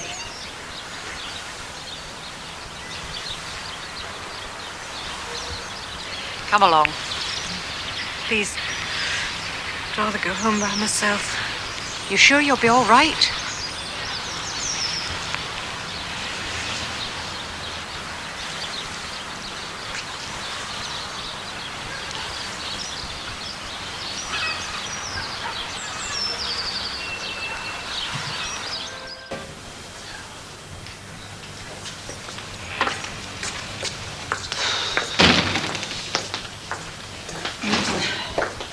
Where have you been? Oh, where do you think? She's never having another migraine. Well, she is, you know. I've just taken the breakfast up on the tray. She said, I feel a bit fragile. Fragile? She's about as fragile as Eddie Yates' dust cart. What have they been doing all this time? What have they been doing? Who? The socialists. I thought they were putting this lot right. I thought they were getting equality for the likes of you and me. And look at us. There's still them that can lie in bed in the morning and them that can't. You and me'll always be two of them that can't. Well, I'm not bothered myself. I mean, once I'm awake, you see, I'm up. Oh, shut up, Betty, and join the revolution. And stop flashing in front of my eyes. You're making me headache worse. Oh, have you got a headache as well, lover? Yeah, a beauty. Only I'm here, working. Well, you're here. You sarky devil. Did you see anything of Emily on the way in?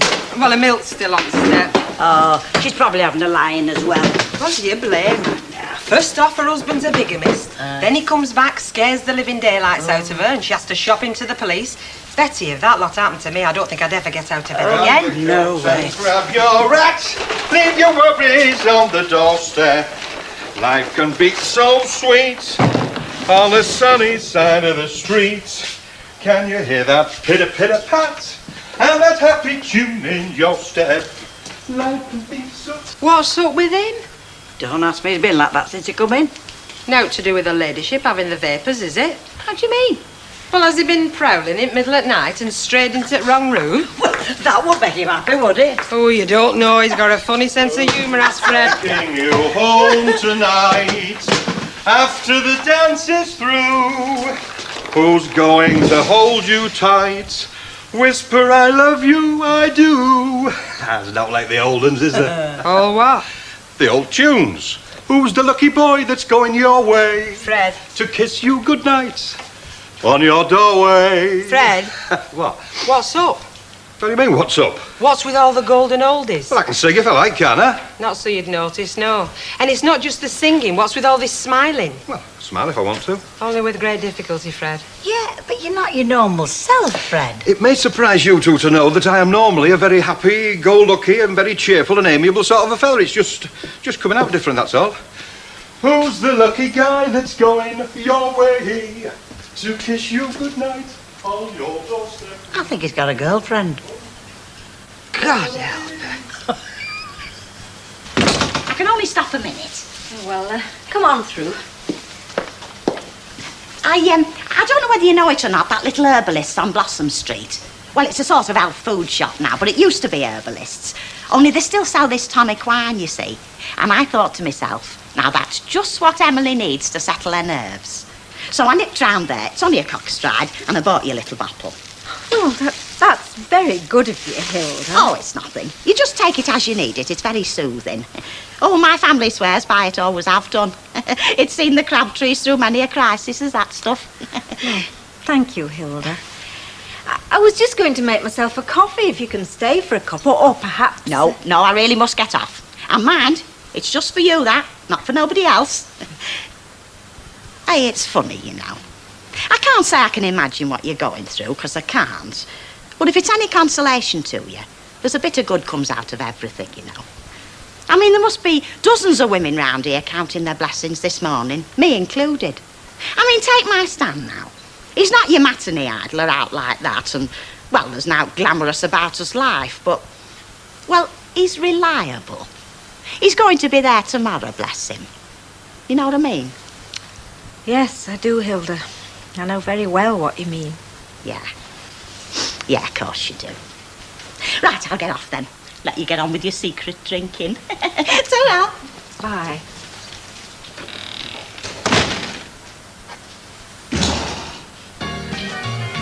Down the road I look, and there runs Mary. State your name and your business. Deirdre Langton and Miss Tracy Langton come to deliver a teapot. Oh, yeah? Well, how do I know you haven't brought the fuzz?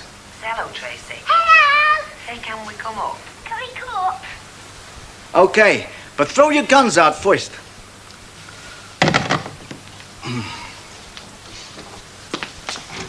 Stick 'em up. That loaded? Well, it was, but we had a cup on the way over. Don't tell me you haven't got any tea. Well, if I haven't, it won't be the fault of my friendly neighbour. Thanks. Is that for me? Yeah. Popped in a couple of hours ago. Is there anything you want, Mr. Baldwin? Don't hesitate to ask. Well, I can't say no, can I? Don't tell me you started already. I most certainly have, and only the best. Very smart, great mover. Retired bank manager, 65 years. Shopping's his only pleasure. Happy now? I don't know what you mean. I thought you'd be glad I was in good hands. Oh, I am. I mean, you need looking after. For instance, how were you going to brew your tea before I turned up? In the cups, I suppose. What was that?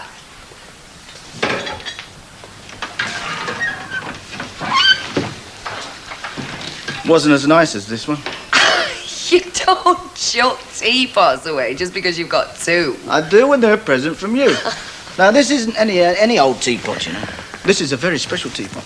In 50 years' time, you're going to say, do you remember that teapot I bought you when you moved into your flat? And you'll say, of course I remember, you old skinflint, you're still using it. Oh, fat chance. Funnier things have happened, you know. No, Manny. Listen, are we having that tea or what? Yeah, hang on, just a minute. The person that did my shopping, I told him I've got a very special lady coming today and I wanted a little present. Oh, well, it better not be a vanilla slice. I'm slimming. Who has said anything about you? I said a very special lady. There you are, for the most beautiful girl in the world. Would you credit it? Pinching her mother's fellas at that age. What do you say to Uncle Mike? Thank you. Oh, that's right, darling. That's it. You kneel down there and do some craning, eh? And you can help me do the tea. Oh, does it take two the way you make it? Everything I do takes two.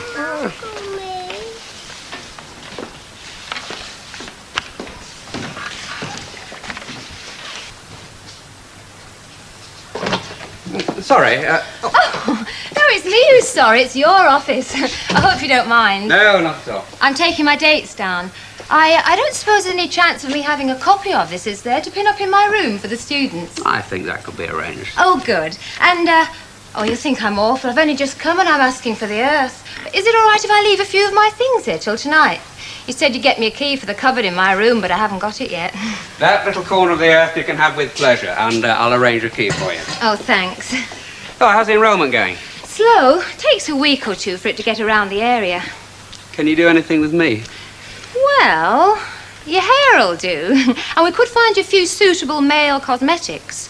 We'll have to trim down your waistline an inch or two, though. Yeah. Did your boyfriend get this treatment? Oh, he did when I had one. Aren't you going to say how surprised you are an attractive girl like me hasn't got a boyfriend? It's a bit of a cliche, but I'm thinking it. Well, I'm glad, because I'm surprised myself. Here I am showing women how to pull the fellas, and I can't pull one myself. I think I'm a bit of a perfectionist. I'm looking for the perfect man. Ah, well, that lets a lot of us out. And now that's an improvement. Most of the men I find myself with tell me they are perfect. So, maybe...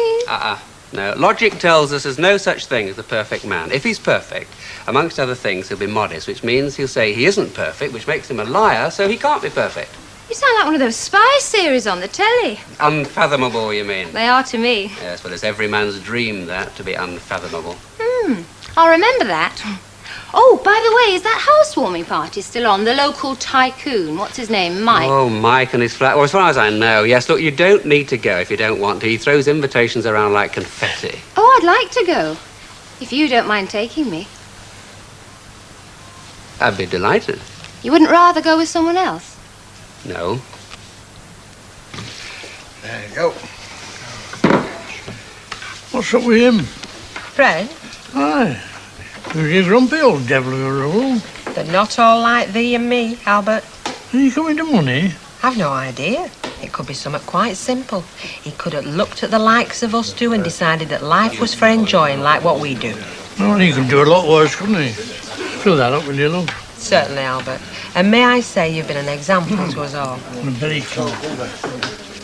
Oi.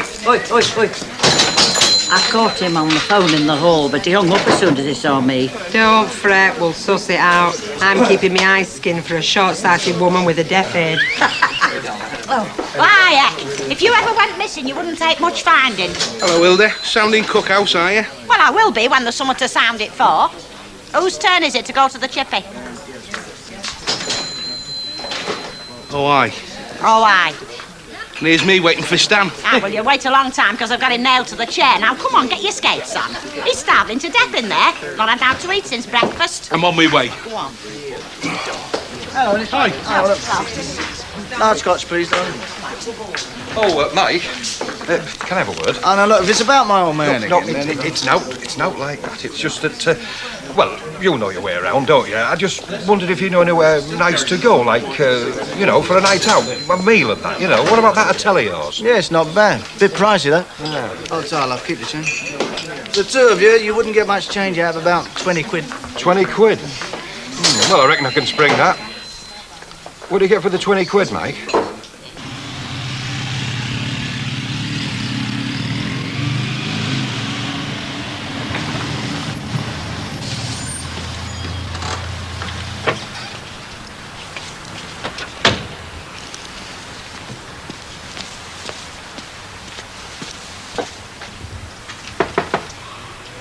Mrs. Bishop could be out. Is there any message? Only I'm a friend of hers, you see. I was chatting to her only an hour ago, as a matter of fact. No, there's no message, thank you. And I think she's in. Oh, good. Hello, Mrs. Bishop. Could I have a word? Yes, yes. Come in.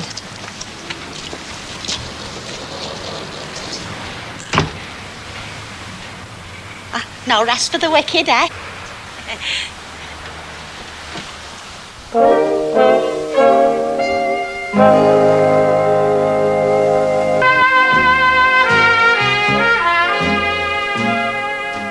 I know how it must sound, but psychiatric treatment covers a very wide area. Yes, I can understand that. It's just... You still feel guilty? There really is no need. When you did what you did, it wasn't to take away his freedom. You offered him a chance to return to a normal life.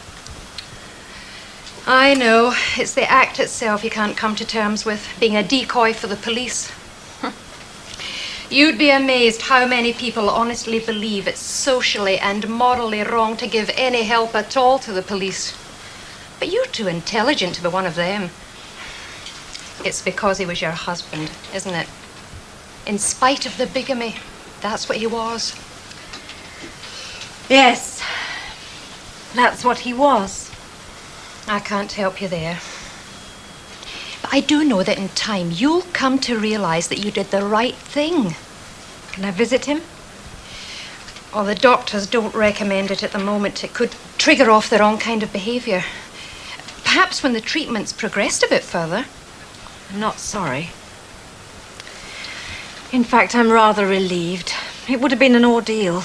Good. Feel like that. There's no obligation on you. You've got to put it all behind you sometime, and you may as well start now.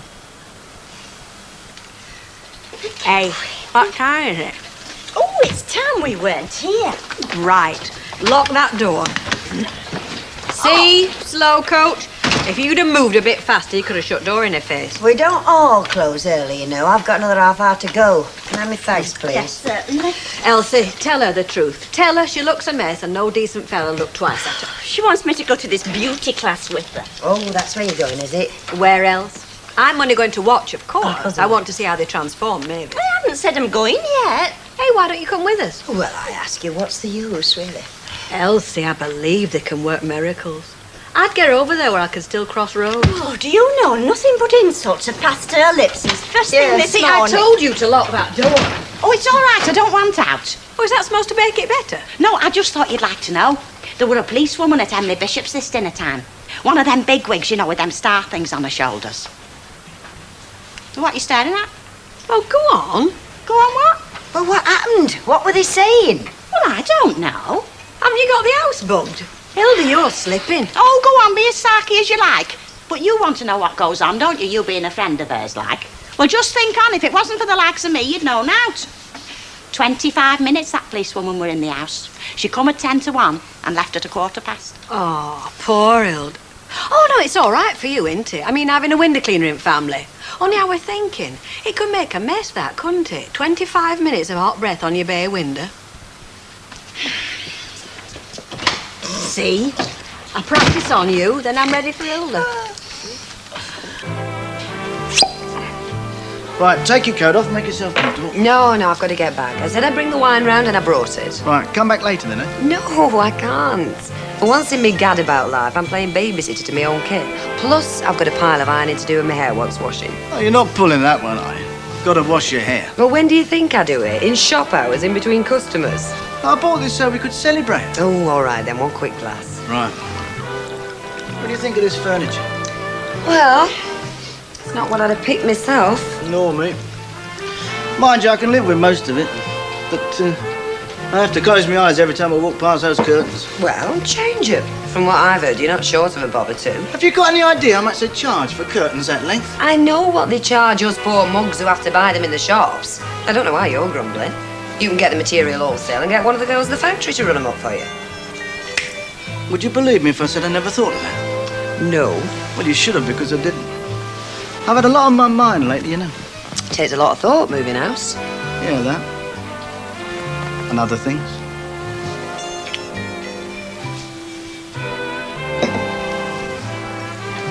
That's all you're getting. Hey? Right, give us that wine back then. Are you busy? Never too busy for three beautiful ladies.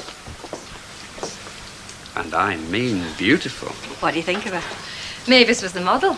You're glad you came now, aren't you? Go on, say you're glad. Glad I came. Listen, so am I. In fact, I can't think what I've done to deserve it. Hey, don't go over the top. You're looking chuffed with yourself. Ah, well, I've just screwed £25 out of the welfare service of this fair borough, which is no mean feat, believe me. So, what can I do for you? Well, I didn't take all the dates down, and you did say I could have a copy. Sorry, yes. Next week, I promise. It's me that's causing all the trouble, you might know. I just wanted to make sure that you didn't have any classes on Friday night. I doubt it. We rarely do. No Fridays. Oh, good. Only, you see, I've got my husband into the habit of taking me out on Friday nights, and I don't want anything to spoil that. Mind you, when he claps his eyes on me. Do you think we could be leaving now? I've got somewhere to go. That's the spirit. Come on, don't waste a second. Get at them fellas. Oh, I'm only going to see Emily. What a waste. What a waste. They're quite a double act. Yes, they are. Well, how was it? Very good. There were 7 there, which isn't bad for starters. I can't take that many more anyway. Well, after they see Mavis, they'll be queuing all the way down to Rosamond Street. You've been very helpful. I was wondering, could I buy you a drink? Oh, why not? Why not? Oh, you do look nice. Will you want to come, Emily? I mean, there were only about 7 there. Oh, I think I will. I can't get over it. She seems to have done something with your eyes. Oh, she's very clever. Oh, she is. Oh, well, I didn't mean that. I'm sorry. Don't be silly. And it's not the only apology I owe you. I was very ungracious the other day, and I know you only came to help. Oh, Emily. No, I shouldn't have said what I said. I must have upset you. Well, you said nothing. I mean, no, you didn't upset me. I was fussing and you didn't want to be fussed. Oh, no. Yes, I am a fusspot. I mean, I know myself very well, and what I am is a fusspot. A very nice fusspot. Well, did you have... Oh... Look, there I go again. But, well, you know what it's like round here for trying to keep things quiet. The visit from the lady police inspector. Oh, is that what she was? I saw Hilda lurking in the background. Well, I'm sure she only told me because she knows I'm a friend of yours. Yes, I know. It doesn't matter. She came to tell me that Arnold's in hospital. He's having psychiatric treatment. Oh. Well, I'm sure it's for the best. I'm sure it is. Oh, Emily, why don't you try and get away for a week or 2? I mean, there's nothing to keep you here. No, I couldn't face going on my own. If it were me, I'd go like shot. Why don't you come with me? Me? Well, if I'm going to brood, I'm just as liable to brood on a Spanish beach as I am here. And you could be a beautiful lady's companion. And I don't mean companion to a beautiful lady. I mean a beautiful lady's companion. You know, the sort that Betty Davis always played in those wartime films. But what do you mean it? Well, of course I mean it. And are you sure that... I'm sure.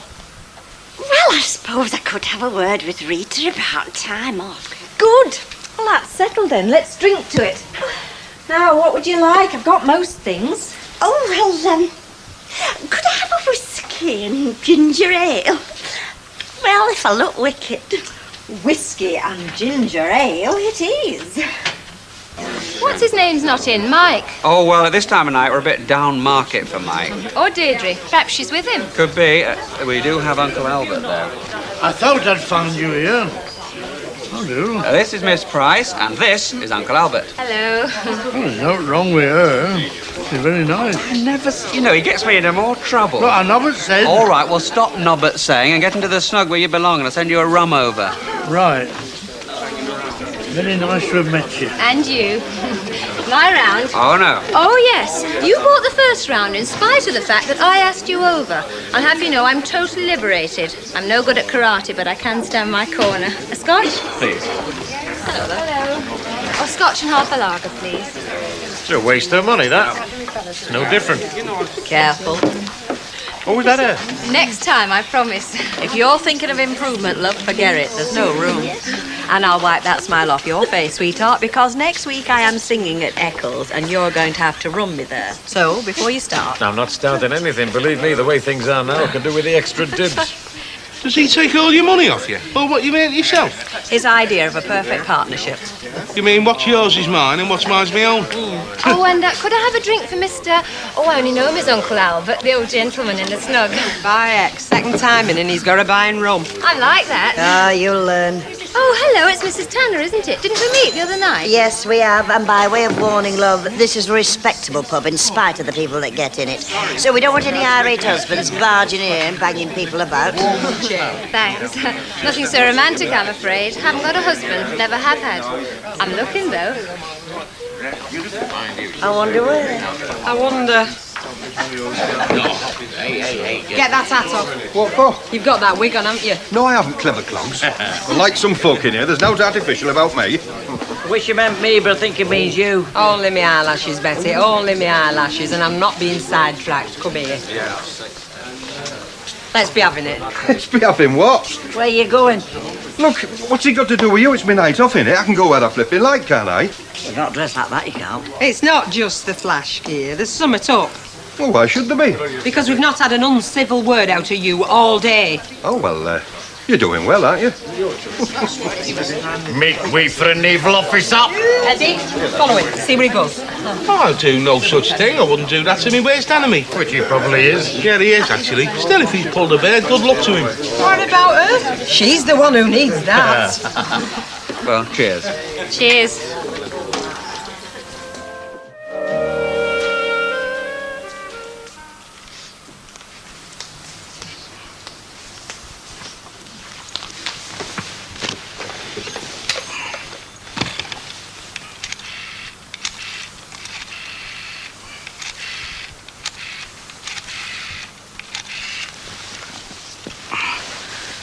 Oh, well, Micah, tell me, is that gorgeous-looking assistant of yours anywhere around?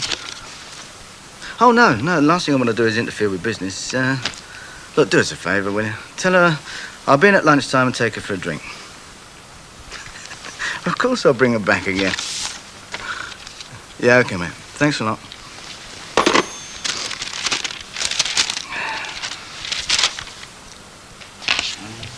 2, 3, 4, 5, 6, 7, 8, 9, 10.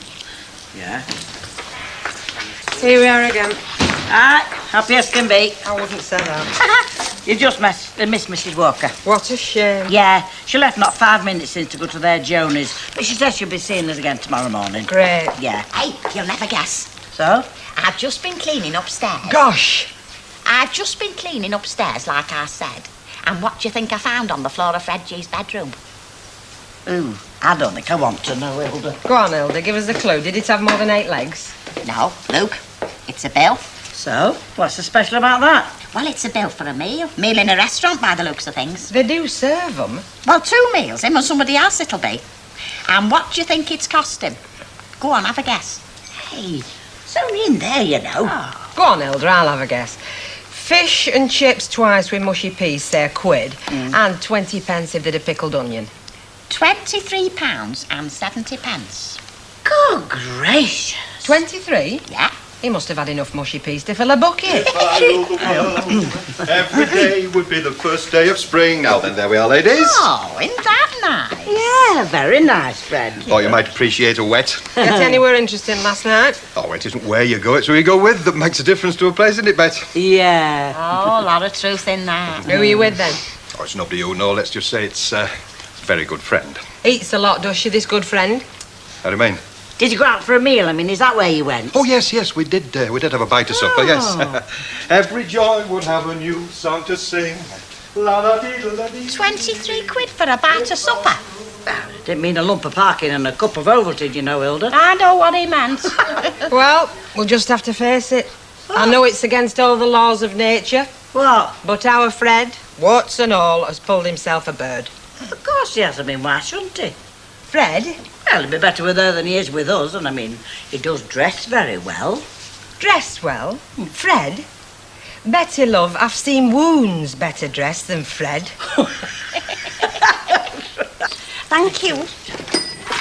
You know, it's nearly 3 months since Gibbons has paid their bill. Oh, and around here complaining if paper's 5 minutes late.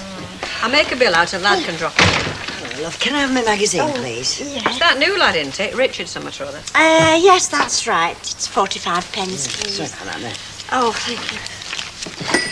I hear you're on at the London Palladium tonight. Only if they moved it to Eccles. Oh, Eccles, is it? The only chance I'd have of the London Palladium is if I wrote to Jim will fix it. That's 80, 90 and £1. Oh, I don't know how she does it. I'd be frightened to death standing up in front of folks singing. Yeah, me and Orchid. Well, the secret is to get your knees knocking and your teeth chattering in time to music, then nobody can tell. Well, good luck to you. Thanks, See love. you. Ta-ra, Bye-bye. love. Talking of tonight, if I don't get some meat from my husband's tea, he'll probably take a bite out of me. And I want to go into town anyway. Oh, well, actually... I shan't be long. Well, there was something I wanted to ask you. I am coming back. Yes, but I have to know about it this morning. What? Well, we just thought with everything that Emily's been through, you know, with Arnold coming back and that, well, we thought that the best thing for her, well, we thought what she needed really... Mavis. Well, can I have my 2 weeks holiday brought forward to now? Now? Yes, so I can go away with Emily, you see. Ah. Sort of take away the nasty shock of the nasty Arnold coming back. Yeah. Well, she looks as if she could do with a holiday or something, I must admit. But you see, I have to know this morning so that we can get fixed up. Well, it's all right by me, love. Oh, thank you. But you'll have to okay it with Mr. Fairclough before you start packing your bikini, if you know what I mean. But can I say that you haven't got any objections? You can say how you like, love, if you think it'll help you. See you later. Ta-ra.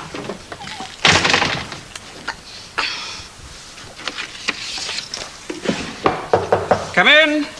Only me. Oh, hello. Come in. Sit down. Am I early? No, not at all. And I don't want to stop you working. Oh, that's all right. I've just got this one to finish. It'll take me a couple of minutes. Do you fancy the Rovers for a drink? Bite to eat? Oh, it's funny going in there with you. Oh? Why? Well, everybody knows you, don't they? Knows you better than I do. I feel I only understand about half of what's going on. Oh, like what, for example? Like Deirdre. Deirdre. There's something between you and her. Something...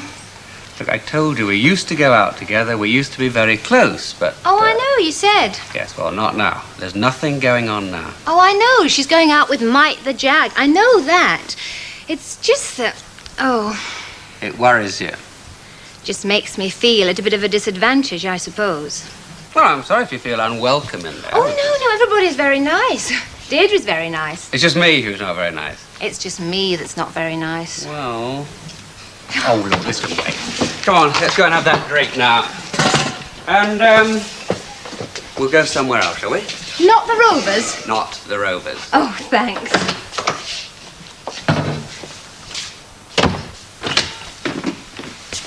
Rita not in. No, she's not here. Oh, Mr. Fairclough. What? Can I have a word with you, please, while you're here? Yeah, go on.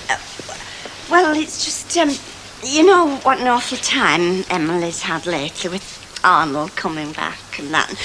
Well, we thought that a holiday abroad might be just the thing to, you know, make her feel better. So the only thing is she wants me to go with her. For how long? Well, 2 weeks. Rita said it's all right as far as she's concerned. Yeah, all right. You mean... Yeah, go on, enjoy yourself. Are you sure Rita said it was okay? Oh, yes, positive. Well, you got nothing to worry about then, have you? Apart from jellyfish, foreign food, airport strikes, you wouldn't get me going for a fortune.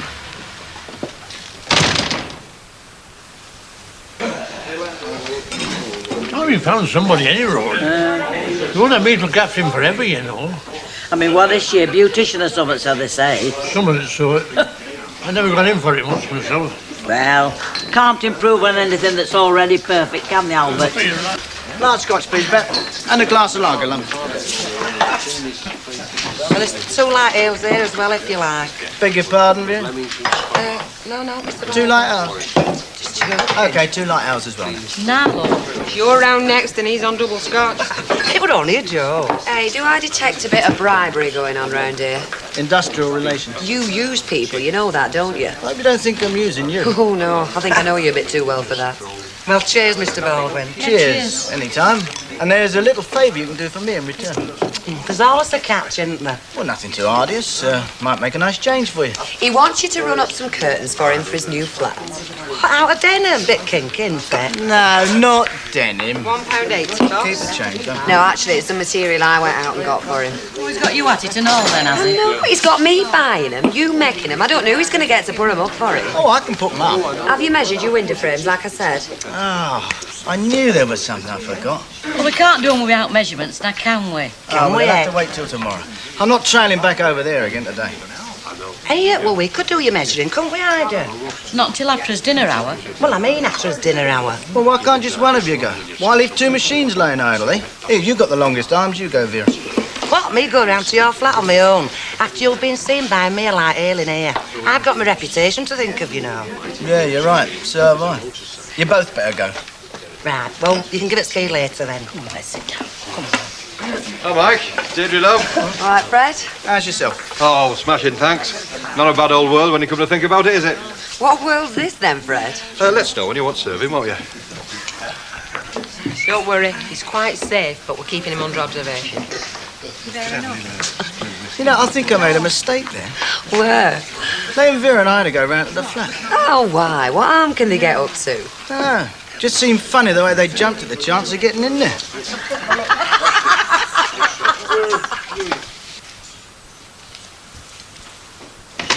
Oh, I'm sorry I'm late, kid. It's all right. I just didn't know what time it had got. And then I had to wait 20 minutes for a bus, then 3 came all at once. I don't mind.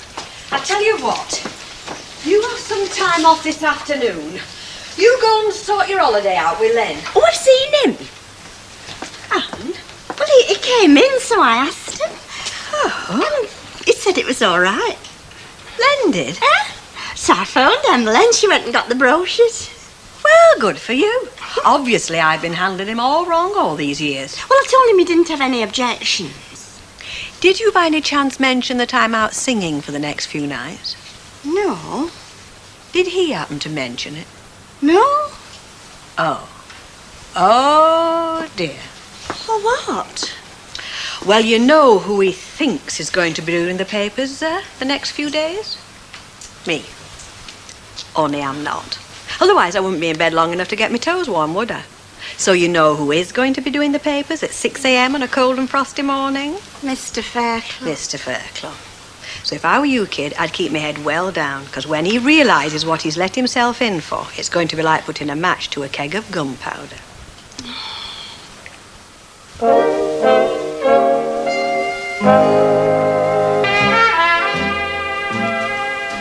He said that our best bet was to choose where we wanted to go and then see what vacancies there are for that particular country.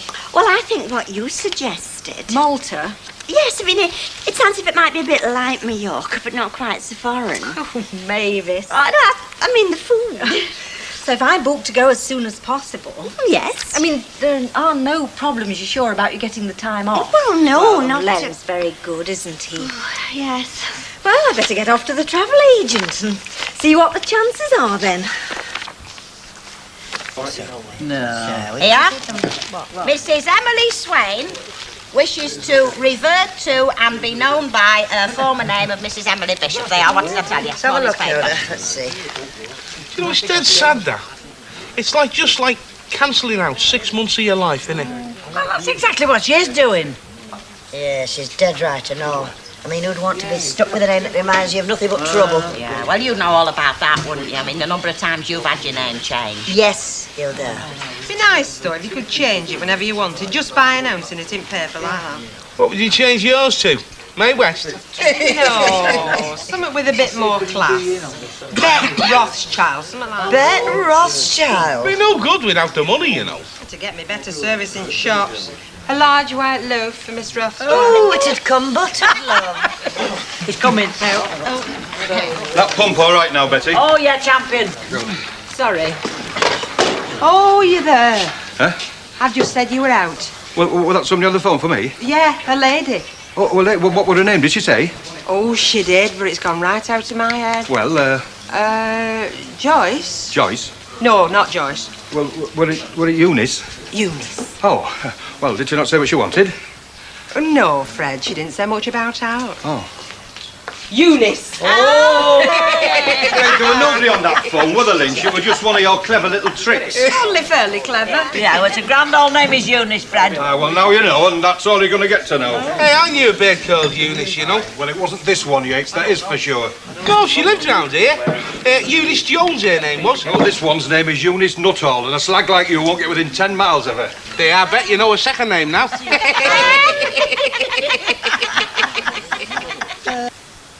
Of course, he'll never got it all sorted out yet, will he? No. Hey, but it's just like him, isn't it? Little but dead flashy. Do you reckon bedroom's through there? Hey, I wonder what kind of pyjamas he wears. He might not wear any at all. Oh, hey, there's some letters here. How are you getting on with this job then, or what? In a minute. Hey? Is it a love letter? Is it? Hey, not this. Hey, you're not going to believe this, you won't, honest. Why, what's it say? It's from a debt collecting agency. Never. It is, it says it here at top. Hey, and they're on to him for £1,300. Well, I'll go to our house. And it says if you don't pay up, they're going to take legal steps. Oh, that'll be bailiffs come to take his furniture and stuff away. It might be Baldwin. Oh, come here.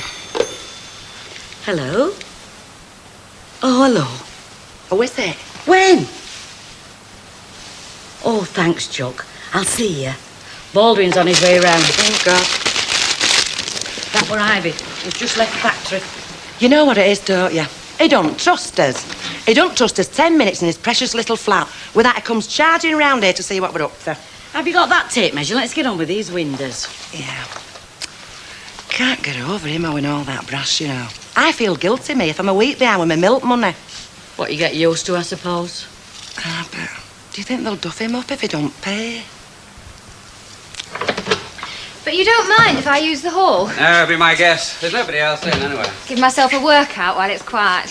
Yeah, it's a very good thing, all this keep fit business. It means you're very cheap to take out. Thank you.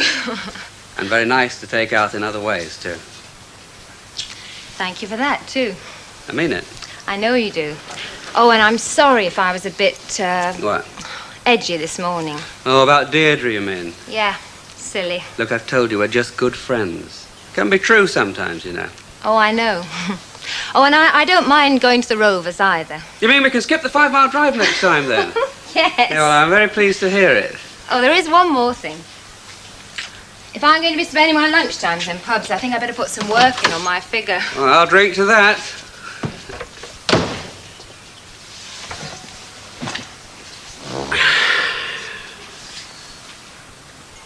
Yeah, I've got that. Yeah. There. That's it. Oh, well, we're all right, then.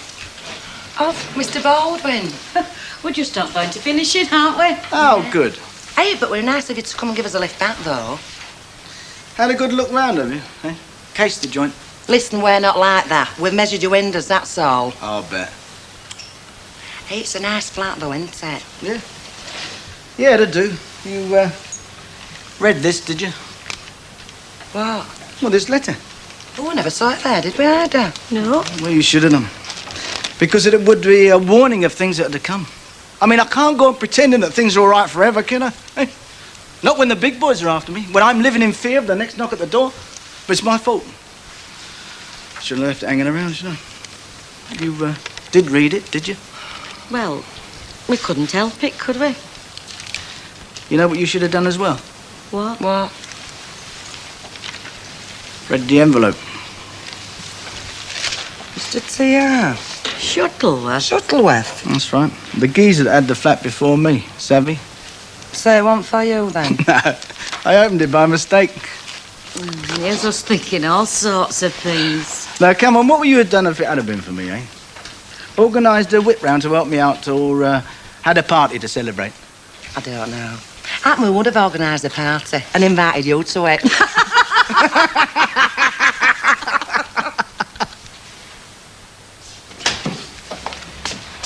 All the news that's fit to be printed. And a bit more besides. I don't know why I bother, you know. I'm the only one in our house that reads the paper.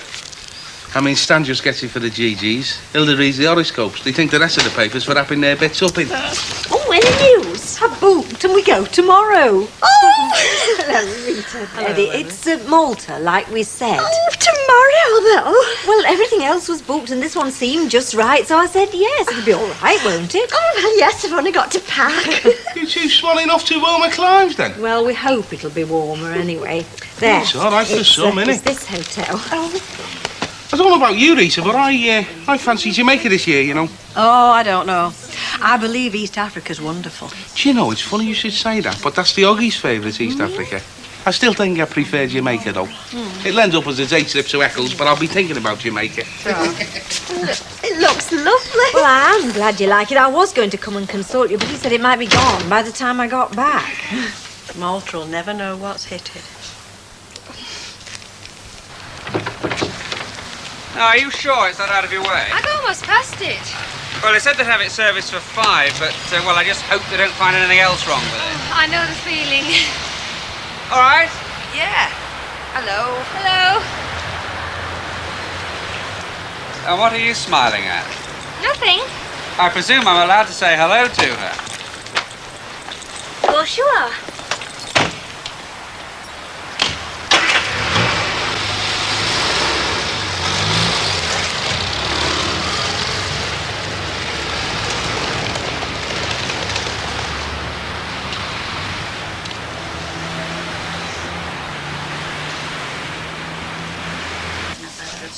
Have you got time for another one? Not really. Better make tracks. Oh, the show must go on, eh? Give us another one, will you? Righto, my And love. another one of these. Okay, dear. And, dearest, Yes, dear. try not to wake me when you're up at 6 o'clock in the morning. And what would I be doing getting up at that ungodly hour? You'll be doing the papers. That's what you'll be doing. Oh, no. Well, who else is there? I mean, you give Mavis permission to go off on holiday and I shall be too clapped out after a night singing in the club. But Mavis told me that you'd okayed it. I thought that you'd arranged something between you. I tell you what I will do. I'll set the alarm for you for 6 o'clock. That's what I'll do. Oh, flip it, Nora. You can do it, dear.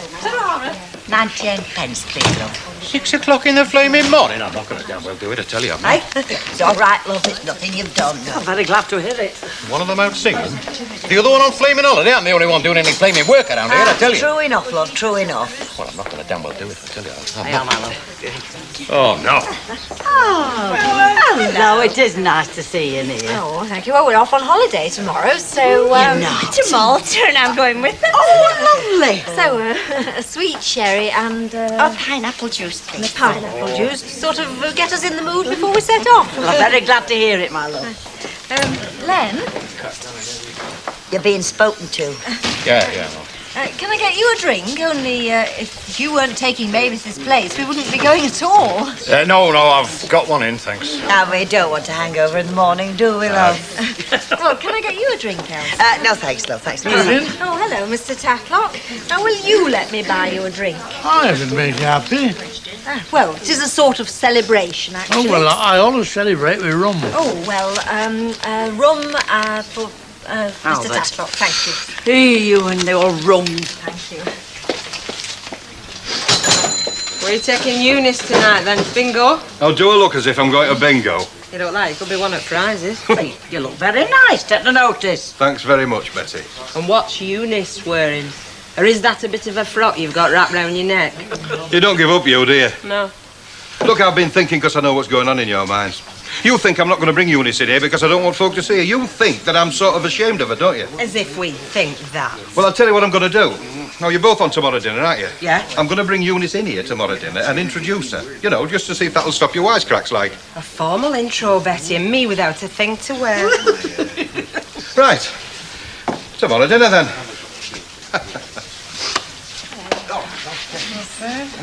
You know what? But if I was going on a 2-week holiday to Malta, I'd cancel it. No. I would.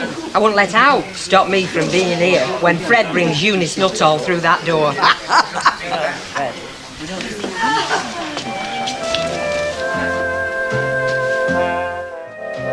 married, eh, Mr. Fairclough? Hey? Is that your advice, then? Don't get married. Listen, Sonny Jim. Mrs. Fairclough is having a bit of a lie-in this morning because she was out singing till 2 o'clock this morning. And that's work, you know. Whether you like it or not, it's damned hard work. Miss Riley isn't here because, like everybody else, she's entitled to an annual holiday. And if it's of any interest to you, I'm going to do 8 hours plumbing when I finish this little lot. So I can do without you standing there making your clever little remarks. If you want to do something useful, check all these I've already done. I'm doing it as you go along. You've marked a mail and telegraph down to 13 Gladstone. It should be number 11, but don't worry, I'll put it right. Oh, so 13 Gladstone gets a bonus. He wouldn't thank you for it. You would think you were getting at him. He's a red-hot communist. But don't worry, I'll put it right. I know more. Well, if you're so damn clever, what am I doing all this lot for? You can't trust kids, can you? Oh, stop looking at your flaming watch. I'm going as fast as I can. These are wrong as well.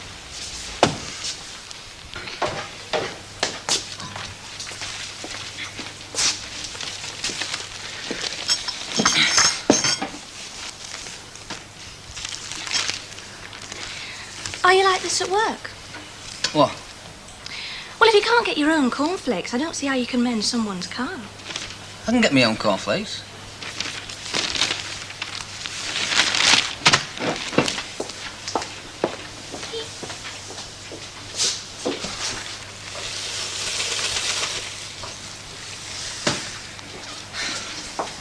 I thought you know what fellas have been like by now. You have the same problem with him, won't you, kid? I'm leaving home if I do. Andy called me yesterday. Oh? What did he want? Oh, not much. He just wanted to know who his godson was. So I told him he was playing havoc with my beauty sleep. Your beauty sleep? Our beauty sleep. It's more like it.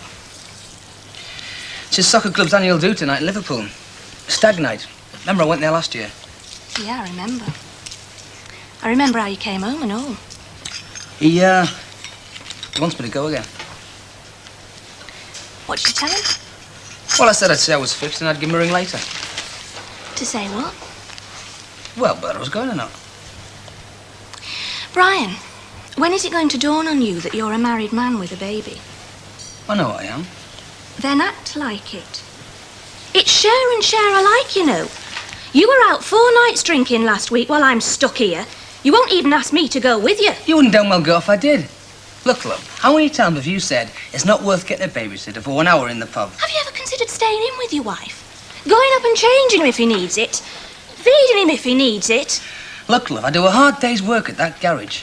Do you expect me to come home and carry on working all night as well? Yes.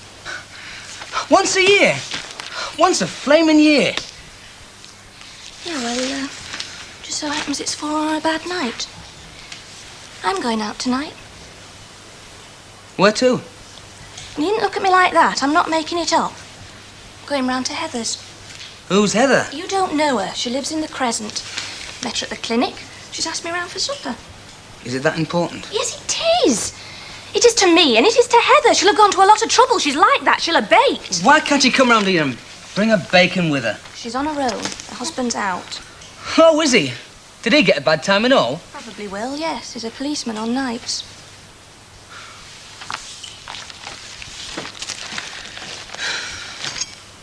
So you don't want me to go then? I'd rather you didn't want to go. And stop sulking. Hello, Mrs. Walker. You've caught me again. Pleased to have. Any more tea in that pot? Certainly. You sit yourself down and make yourself at home. You had a bad trip? My dear, travelling by British Rail is getting more and more of an ordeal.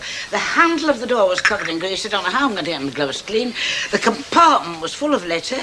The windows were absolutely filthy. And that was first thing in the morning. Now, what's it going to be like at the end of the day? I thought you were early. Trip wasn't really a success. Gordon was in one of his moods, and he can be very impatient with poor Johnny when he's in the mood for it. Can't say I felt very welcome. Well, never mind. You're home now. East, west, home's best. Ah, I've taken your bags upstairs, Mrs. Walker. Does he deserve a cup? Yes, he's been a good boy. Has he now? Hasn't been any trouble this time, I hope. Oh, not a trace, Mrs. Walker. Well, not with me and Betty. I can't say the same about Fred. Really? All right, Fred. I don't know what she said, Mrs. Walker. Well, is it true that you're courting? Well... Never mind Weller, he's courting. And not only that, he's promised to bring her in at dinner time so we can have a look at her. Someone we know, Fred? No, well... Look, I'll see if the posts arrive. Don't let your tea go cold. Fred, courting? I know. The mind does tend to boggle a bit, doesn't it? What are you buying your fags in here for when you've got a machine in that shop of yours? Because I can't stand them flaming machines, and it gets me away from the smell of fish and chips for 10 minutes. What do you mean? It gets you away from it. You bring it with you. Oh, thank you. Oh, I'm not complaining. I like it. What are you doing here at this time in the morning, anyway? I'm waiting for Rita. She was out singing till about 2 o'clock this morning. She's having a bit of a lie-in. In fact, she's having a damn good lie-in by the look of it. You know, Summit, you're not the man you were. I'm not, am I? Oh, good morning, Albert. Here you are, then. Yes, I'm here. What do you want? It's not what I want. It's what Tom Vernon wants. He was sitting at home waiting for you. Where's he since 8:30 when you said you were coming? I'm stuck here, though, aren't I? Anyway, how did you get into the act? Well, he's an old pal of mine. Often go round there for a cup of tea and a bit of a chinwag. There's no cup of tea this morning. He can't even fill the kettle. Having turned the water over the main like you told him when you said you were coming at 8:30. Is that all you want? Well, I said I'd come and look for you. I mean, he can't leave the house. He's there on his own. And has been Since 8:30, yeah.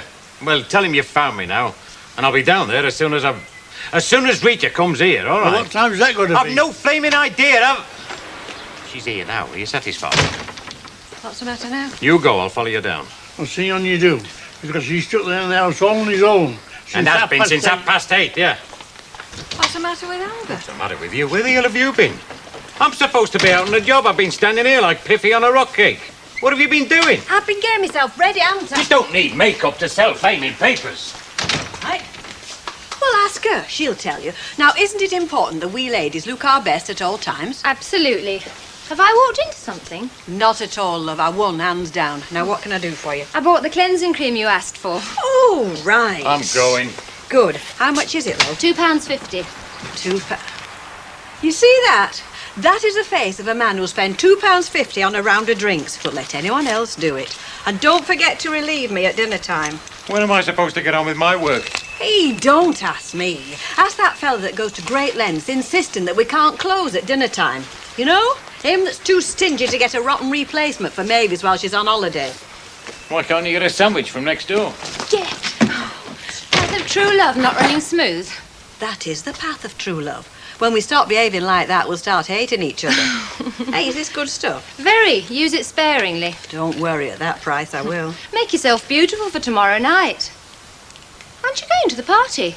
What party? Mike Baldwin's flat warming. That's the first I've heard of it. Oh, yes. Weatherfield's social event of the year. Oh. Hello. Oh, hello, this is Baldwin here. Look, the first of all, do you deliver? Well, yeah, of course it's over 20 quid. Well, I don't know, I haven't worked it out yet, have I? 50 quid a ton, I'm not quite sure. Yeah, hang on a minute. The second thing is, can you lend me a couple of dozen wine glasses? Oh. Oh, you can, great. Well, look, I'll tell you what. Well, look, it's a bit inconvenient at the moment. I'll call you back later, all right? Yeah. Baldwin, right. Marvellous, isn't it? I've been getting my wine off the same place ever since I've been here, right? When I put in a big order, they supply the glasses. Now suddenly it's all changed, isn't it? Hey, I'm sorry, we can't do that anymore. We're under new management. Oh, ain't your Uncle Mike deprived, Tracy? What are you doing here anyway? What'd you bring her for, eh? Well, we had come to help, but if you're going to talk like that, we'll go on. Oh, no, hang on, not you. Up to now, it has been a very hard day. Yes, so Sarky Ivy was saying when I phoned you at the factory, thinking you'd be there working, stupid-like. Yeah? Well, what did she say exactly? Nothing, forget it. Hey, listen, we're going shopping in town for Alf, so if there's anything we can get you. Well, you're looking after the grub, aren't you? Yeah, don't worry, everything's under control. We're picking up the cocktail pies and the sausage rolls tomorrow afternoon. Yeah, anything like that, you know, nuts, crisps, savouries, cakes, get a couple of gâteaux if you like. Can we get a pack horse or what? Oh, yeah, get a taxi. Oh. Hey, learn your lesson, Tracy. Yes. Never ask a fella if there's anything you can do for him, because there always is. Come on, you know you'll love it. I see you later. Right. Go on, Louis.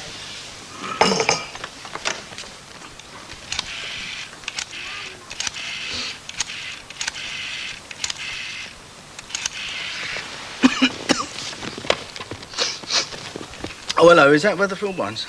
Well, this is Baldwin again. Right, get your pencil out.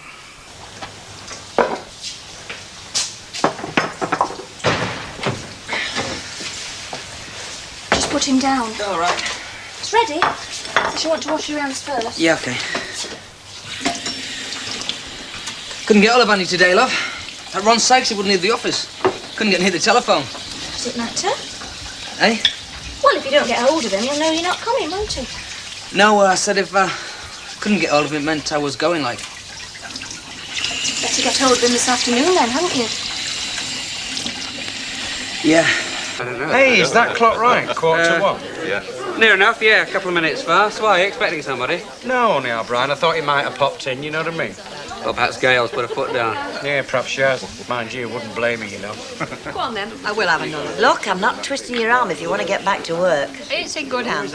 Vodka and tonic. Why not?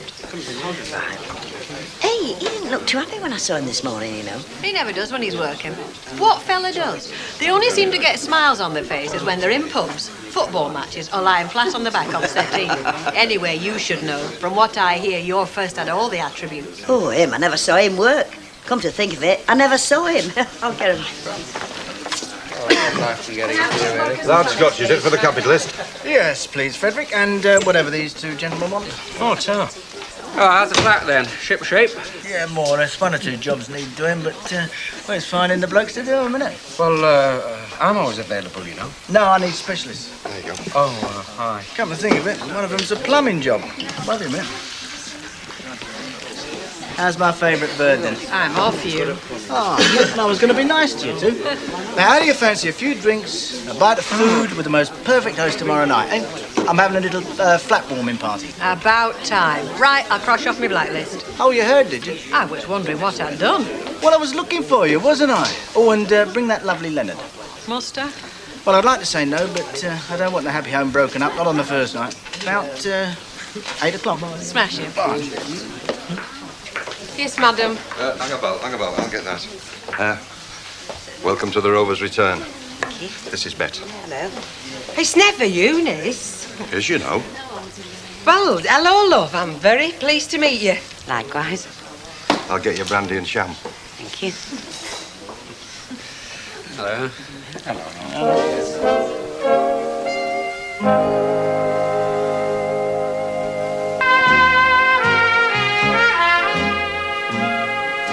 Is that who we think it is? As ever was.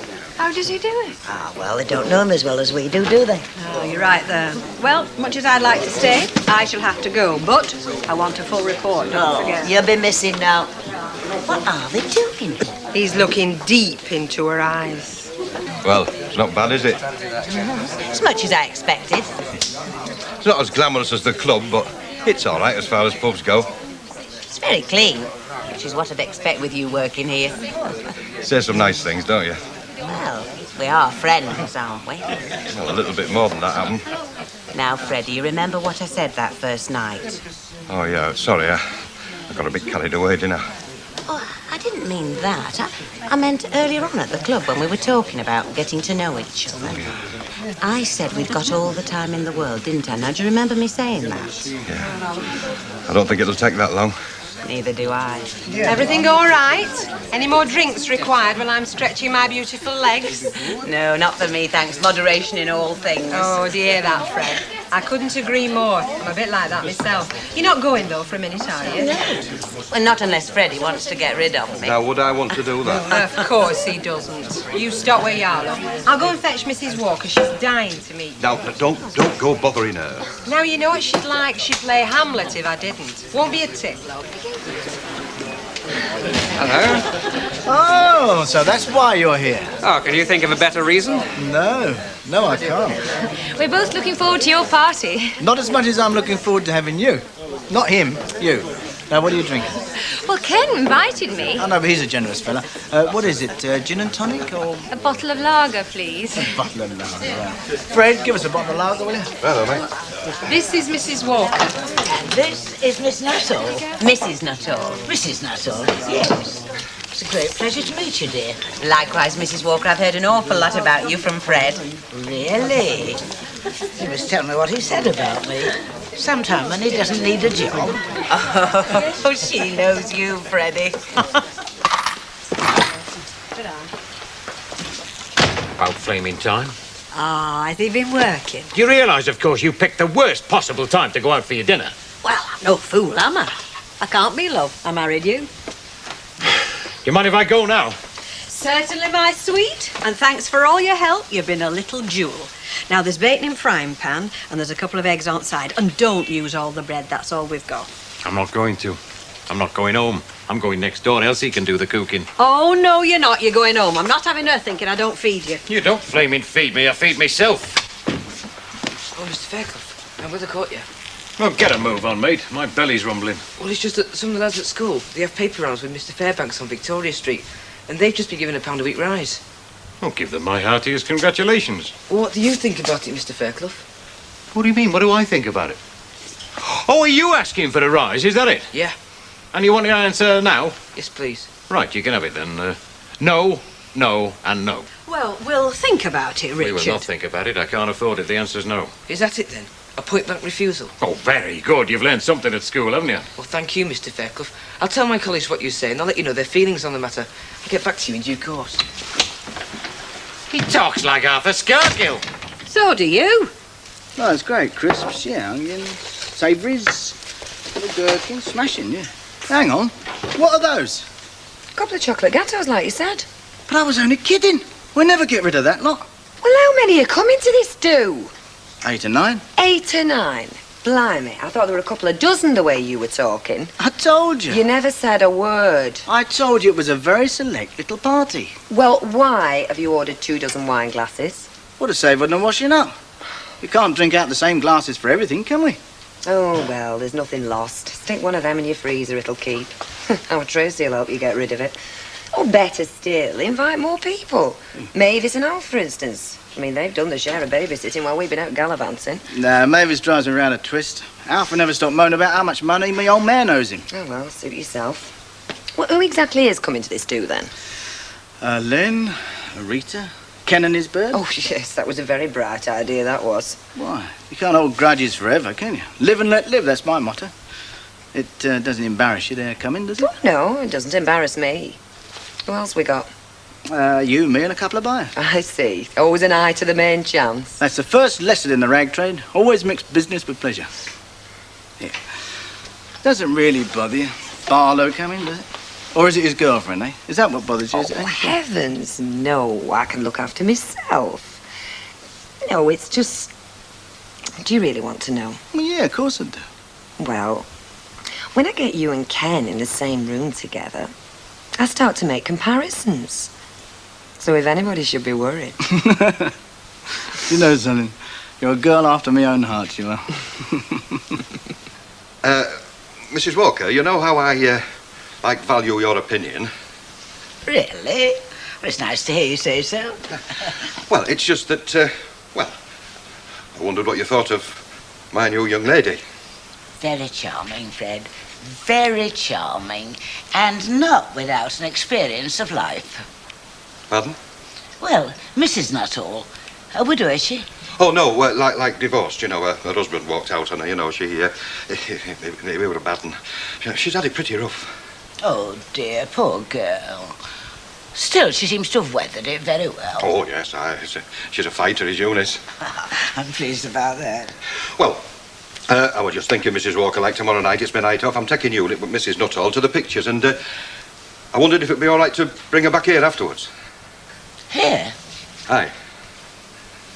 Well, yes, of course, but you do remember we only have the one entertaining room. Well, I thought perhaps... I know, Fred. Bring her here to supper, and that will give me a chance to get to know her better. Oh, yes, right, well... Right, Right, Mrs. Walker, yes. Thank you, Mrs. Walker. Fly me to the moon. Bet! Yes, Miss Walker. Close the door. Is Fred serious about this Nuttall person? Was Romeo serious about Juliet? That bad? Mind you, there is another question. Is she serious about him? Oh, that's a point. We can't have anyone trifling with Fred's affections. We can't. If anybody does that, It's us. That's it, Mrs. Walker. Keep me posted. You'll hear about it before it happens. It's nothing like that. No, I've just come to take you out for a drink, that's all. Are you short of money or something? Is it me you want in my purse? Oh, come on. Just get your coat on and stop being so sarky. It's you that's to blame. You were like a bear with a sore head at dinner time. I've had a very satisfying afternoon since then. Oh, yeah? I think you better explain that remark. Oh, no, it's nothing like that, no. No, I just went round to Profits, you see, for some timber and what's happening there. But the old man is being retired, so they get out the booze and the smoked salmon sandwiches. I thought I could smell something. No, I had a couple of scotches, that's all, but it was very nice. So get your coat on, eh? Ah, yeah. You fellas know to work hard. We got it down to a fine art, darling. Mr. Fairclough, I have to inform you that as a result of a democratic vote, we will be withdrawing our labour as from first thing tomorrow morning, unless you're prepared to meet our demands. You can't let us down like that, Richard. I'm sorry, Mrs. Fairclough. Just answer me one question. Do you not want the jobs? I've nothing to add, Mr. Fairclough. Unless you're prepared to increase our wages, we will be withdrawing our labour as from first thing tomorrow morning. All right, ta-ra then. Right, come on, brothers.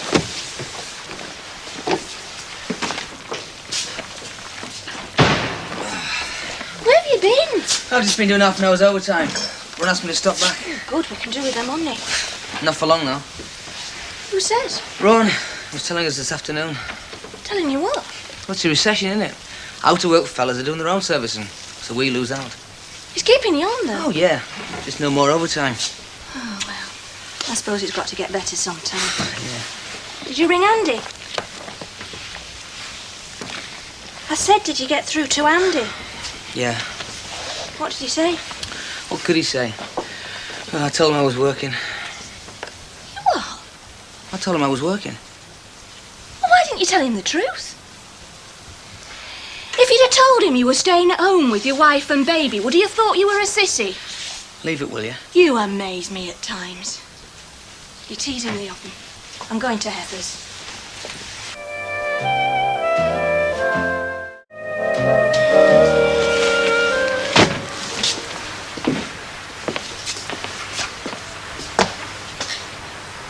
Well, Mr. Fairclough? So you decided to turn up then? Oh, we had to, haven't we, Mr. Fairclough? To find out if you'd reconsidered your decision. Where are the others? Waiting outside. They're doing no good out there. Get them in here. We're late enough as it is. Mr. Fairclough? What? You know what? We're in dispute, aren't we? That is, unless you decided to meet our just claim. I don't want to hear any more of that junk. All we're asking for is the proper rate for the job, aren't we, Penny? Yeah, that's all. You're not getting another quid a week out of me, sunshine. Times is hard. I'm feeling the pinch in this shop, and you've got to do the same. But the other newsagents pay £4 a week, Mr. Fairclough. Honest, they do.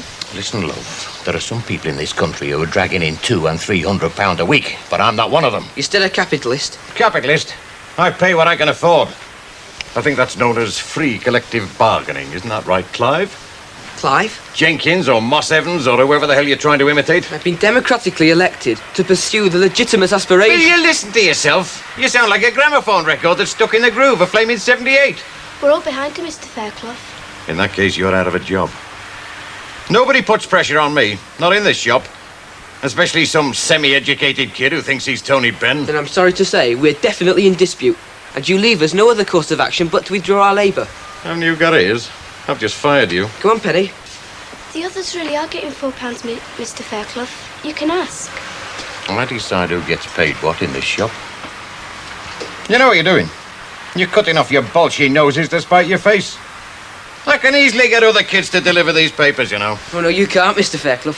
Because as from now, this shop's blacked. Isn't it a lovely day to be caught in the rain? Da-da-da-da-dee. You've made an early start this morning, Fred. Must be the time of year, Mrs. Walker. Or Cupid's arrow, perhaps. Well, I don't know about that, but... Well, I must admit, it does put a bit of a spring in your step having a young lady, you know. Duck l'orange. Pardon? That's all I'll give Mrs. Nuttall for supper tonight. Roast duckling, new potatoes, green peas. Does she like that, do you know? Well, she seems to like most things that come on a plate, Mrs. Walker. I definitely do. Good. Well, now, giving her a generous taste of gracious living for an evening can hardly do your cause any harm, can it? No, Mrs. Walker. There you are. Get that down yet. So, We're not still sulking about Liverpool, are we? no, we're not. We didn't have a bad night with Nick, did we? Aye. I think I only heard him once. You did. Bang on 4 o'clock. It's not what you imagined, is it? What's not? Being married. Never imagined it. You must have. I never. How can you imagine something you know nothing about? No, I did. And you. You're a bit rose-coloured compared to how it's turned out. You never imagined him, you mean? Oh, yeah. We're just having him. Like having a doll. None of that. Aye. Certainly made a difference.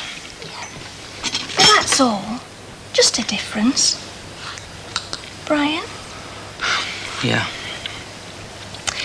wait till he's a bit older. Things will get back to normal then. I can go out to work and things will be as they were, won't they? Yeah. Look, I get bored and all, you know. Soap suds don't exactly turn me on. And I get fed up of having no money and being stuck here day after day with nobody to talk to. You're not on your own, Brian. But it's just a passing phase. And that's the way we'll have to look at it, isn't it? Yeah, of course it is. I still love you, you know. I still love you. And that's all that matters. Are you going to this housewarming of Mike's tonight? Do you fancy it? Not very much, no. Oh, me neither. See you. Hi. Got your party frock yet? Oh. Better get yourself another joke boot. They didn't turn up, did they? Oh, they turned up all right, yeah. Well, why have you got a face like a sick rhinoceros? Because they only turned up long enough to tell me they were going home again. Oh, what do you do with papers? I managed to deliver a few of them in the van, but I couldn't deliver them all, could I? So I've had a queue right down the flaming street this morning, haven't I? Well, you should have given me a ring. I did. Oh. Only someone who's been out warbling all night is hardly likely to hear a phone ringing, is she? Now, listen, Len, don't take it out of me. If you want my advice, I'd pay 'em. A few extra quid a week is not worth the hassle. That's right, yeah. Take the easy way out. Make it hard for yourself, though. Now, we just pay 'em and shut up, is that right? Next week, they're holding their greedy little paws out again. Where are you going? I'm going to do my job now, unless you'd like me to stay here forever and we'd all go bankrupt. Don't tell me you didn't get your paper. No, I didn't. Well, it's a new system we've got, you see, love. Instead of paying paper boys to deliver them, we pay you to collect them. What's with him? Paper lads have gone on strike. Oh, that's a new one on me. Money? And the jumped-up kid. Tell me something. Is Len going miserable in his old age? Well, let's just say, if he were making black puddings, he'd try and get the blood out of a stone. I want Fred to feel as if he's entertaining a lady friend in his own home. Oh, I'm sure he will, Mrs. Walker. The trouble you're going to. Well, why not? He's not had much of a life, has he, since his wife was killed? No, but it's not for the want of trying. He is known as Flash Fred round Weatherfield, you know. That's exactly why, isn't it? Exactly why what? Why I'm going to all this trouble on his behalf. Now, this Mrs. Nuttall, she seems reasonably respectable in comparison with some of the other... Daisies? ...that he's taken up with. So, I think we should foster this relationship, if only because I don't want a barman of mine going round being known as Flash Fred. Matchmaking, Mrs. Walker? It's an honourable profession. And another thing. What? Well, I rather think that Fred is thinking of showing her his etchings. Now, if we fill them full of wine and roast duck and new potatoes, more likely to nod off, aren't they? Their time of life. You're a wicked woman, Mrs. Walker. I know it.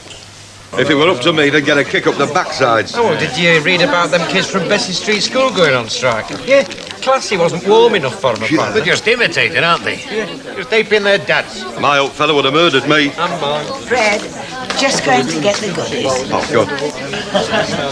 Well, so were you? I bet you think you're master of your own fate, don't you, Fred? Yeah, of course I do. You're about as much master of your own fate as the turkey is at Christmas. Just something short and quick then. I was supposed to be out on an errand, not been here boozing. You are having a drink with an old and valued customer. Good for business. You got an answer for everything, haven't you? Yeah. Well, would you like me if I was a strong, silent type? No. There you go, then. Large scotch and... Oh, bitter lemon, please. Right. Well, that's taking the curl out of it. Search me. Can you think of anything I've forgotten for tonight? Not a thing. They don't have better organised parties at Buckingham Palace. Well, you've got to do it properly, haven't you? Part of the image. Len, all right for tonight, mate? I'm not too sure. I might have something on, you know. Hang about. Big do tonight, then, is it? Oh, well, not all that big. I mean, it can't be, can it? It's only a one-bedroom flat. Very cosy. Yeah, it is, actually. It's very nice. I suppose you'll be like the hostess then, won't you? Well, I don't know about that. Oh, I think that's how folk will be seeing you. Love it. Len, if you want my advice, pay them what they're asking, right?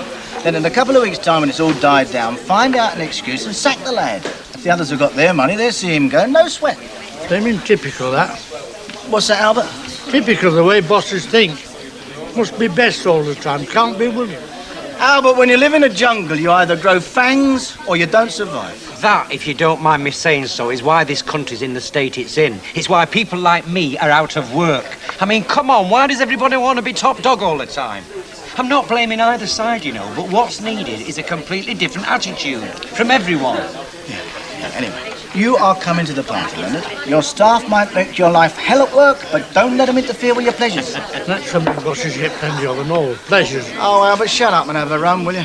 Look, you can't buy me off. Are you refusing, are you? No, I didn't say that. I said you can't buy me off. Now it tells you when I'm a shareholder in Jamaica.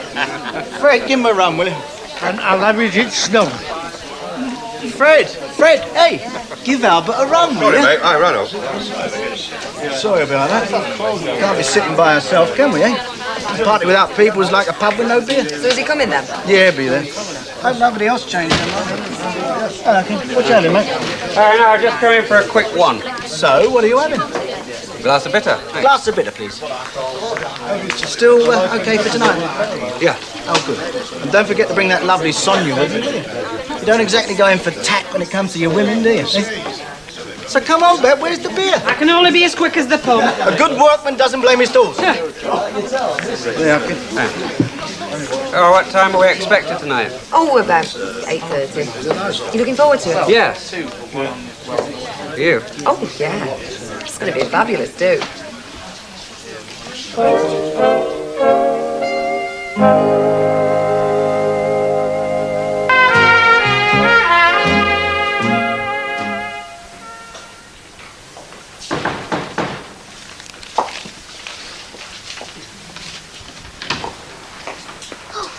Hello, love.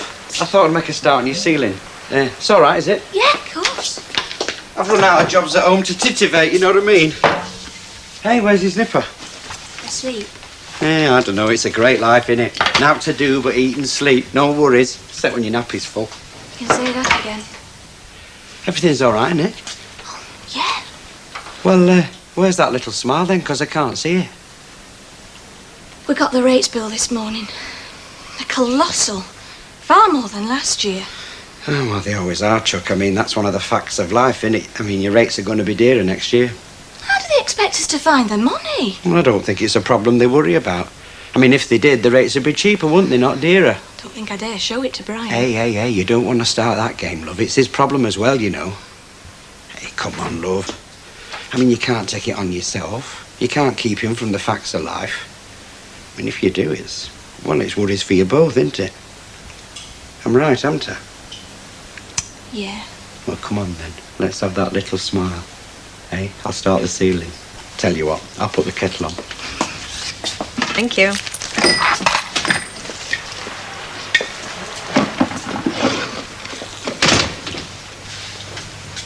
Hello. What do you want? Are you on your own? Yes, I am. Can you do anything, Mrs. Fairclough? Like what? Talk to Mr. Fairclough. Oh, now you should have come to me in the first place. You've upset him now. Especially Richard. Wouldn't listen to reason. Richard? Mr. Fairclough. Well, Richard's hardly a shining example of sweet reason, is he? Oh, I know he thinks he is. But he gets carried away with his own cleverness sometimes, doesn't he? Yeah, he does. Well, then. What? Why don't we women stick together on this? You do the papers, and I'll slip you an extra £1 a week on the quiet. Then Mr. Fairclough won't be so hopping mad, and before he can say Barra Manilow, he won't be as unreasonable as well. See, what this situation needs is a little touch of female jiggery-pokery. What do you say? Well, I saw your bike outside. What's going on? Yes, for a meeting or something? No meeting? What are you doing in here, then? Oh, shots black, not just taking the papers. I was just... She was just wondering if there was any possibility of a reconciliation. Weren't you, Penelope? Yeah, that's right. Well, I wish you'd use the official channels. I'm the official spokesman. Any dialogue with the employer has to come from me. I thought you knew that. The next move's up to Mr. Fairclough, Mrs. Fairclough. We must have the money on the table. Go on, Penny, or lads will think you're a blackleg.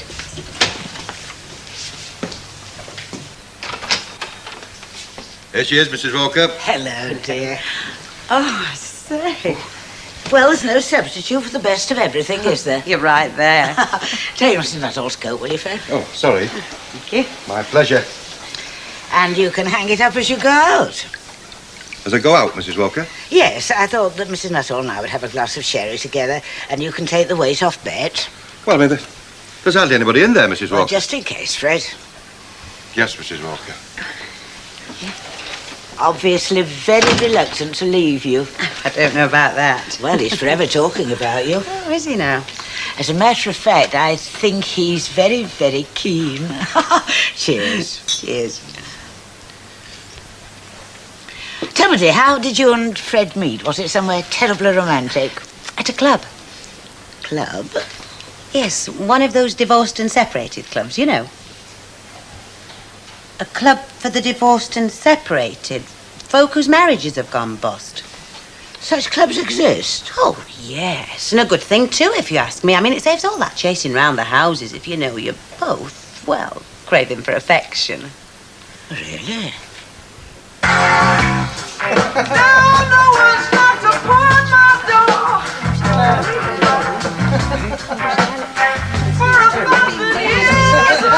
It's all about display, that, you know.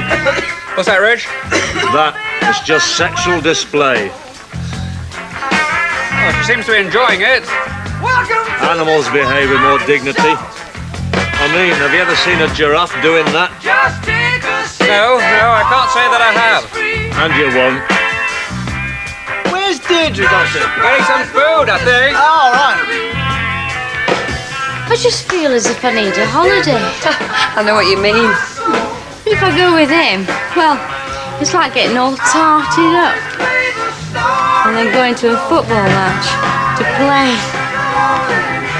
I may as well be miserable with Reg at home as in Mallorca. Well, at least you'd be a bit warmer. The sun brings him out in lumps. Are you coming through to the lounge? No, I'll be all right here for a minute.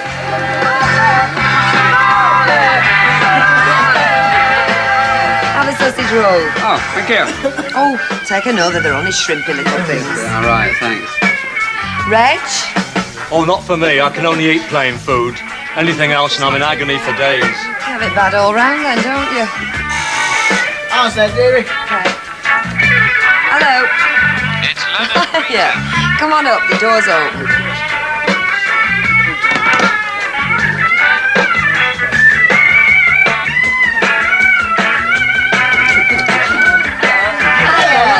Have a sausage roll. Oh, thanks. Can I put two in my bag for later? You call them sausage rolls?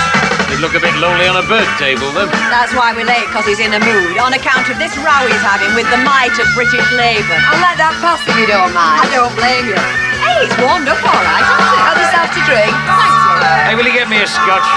I'm jiggered. I've been on my feet since 6:30 this morning. Always the life and soul of a party, Len. Where shall I put my coat, Len? In the bedroom, you'll find. I don't know if you're interested, but I think we're being scrutinised.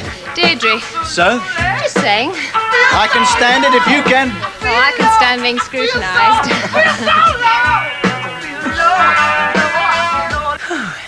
That was a good meal, that was. Does me proud, does Annie? Thinks the sun shines, you know. I can't reckon her up.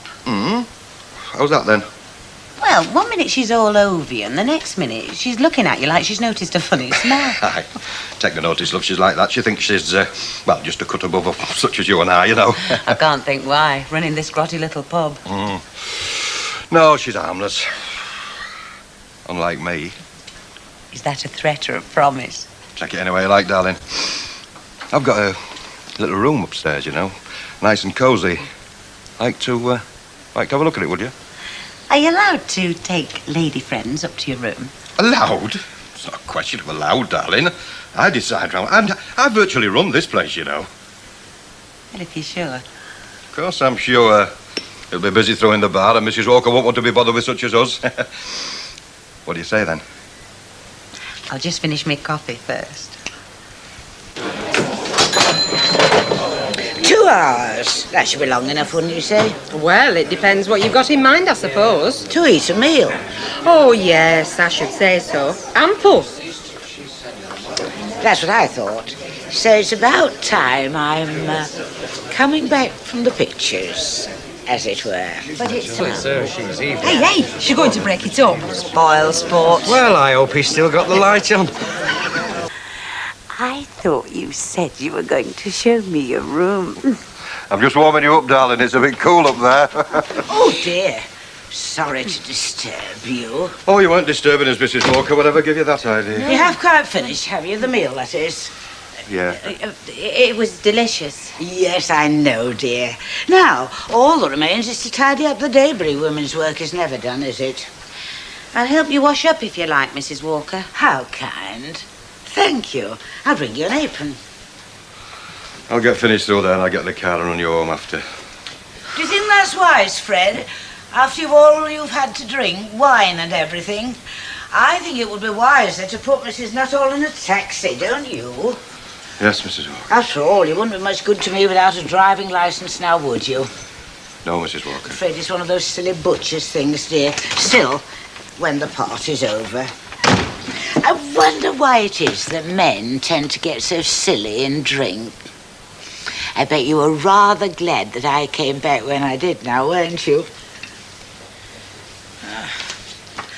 Finished it. Must have been good. Might as well have been dead for the last couple of hours. This fella finds a piece of moon rock or something. And it gives him power over women. There's only one snag, though. He grows webbed hands and feet. So he's got to wear wellies and gloves all the time, even in bed. Go on, you're having me on. Honest. Oh, you love, I'm going to bed now anyway. Are you? Yeah, in a minute. Brian? Yeah? We got the rates bill today. Oh, yeah? How much? Nearly £158. We can't afford to pay that much. We'll have to, somehow. Somehow? How? We've not got a penny, never mind 158 quid. Oh, don't shout, you'll wake Nicky. God, 158 quid.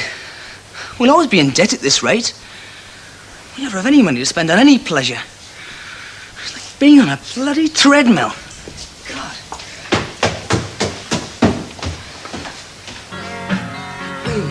All who love is blind.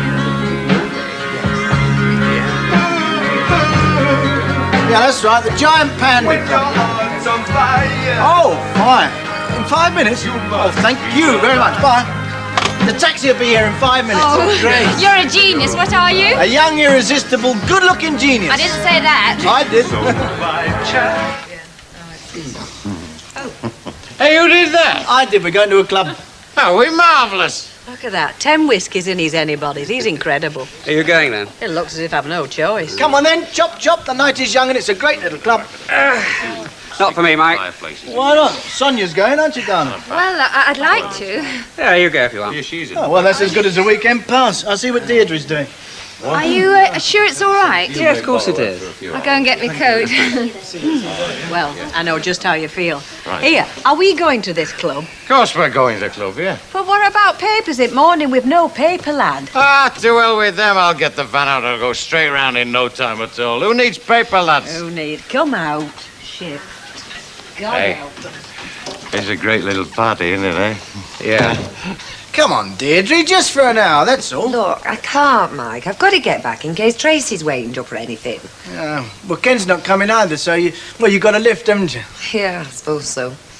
Is Sonia going to this club? Oh, yeah, she's, yeah. Oh, well. Hope you enjoy yourselves. Yeah. What about you, Mara? You coming? There'll be a lot to drink there, won't there? Oh, I hope so, yeah. Right, mate, I'm coming. Looks like we'll have to carry old Reggie. Oh, I can leave this silly old sod here for all I care. Oh, I believe I'm giving you a lift. Oh, yeah, that's right. Thanks. Do you mind if I just do these glasses first? No. You got a towel? Yeah, there.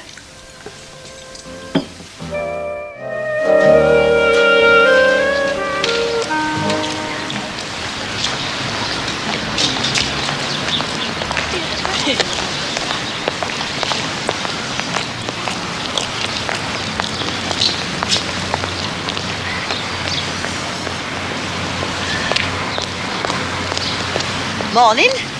Hello there, love. Doing it for the cabin, are you? Yeah, that's right. They've had some trouble with the kids or some at the paper lad, you know. Well, let me warn you. Down there, a flame great dog comes out of the entry. He's had me twice when I've missed the bus. Don't worry. I've got my shin pads on. See you, Bert. Ta-ra, love.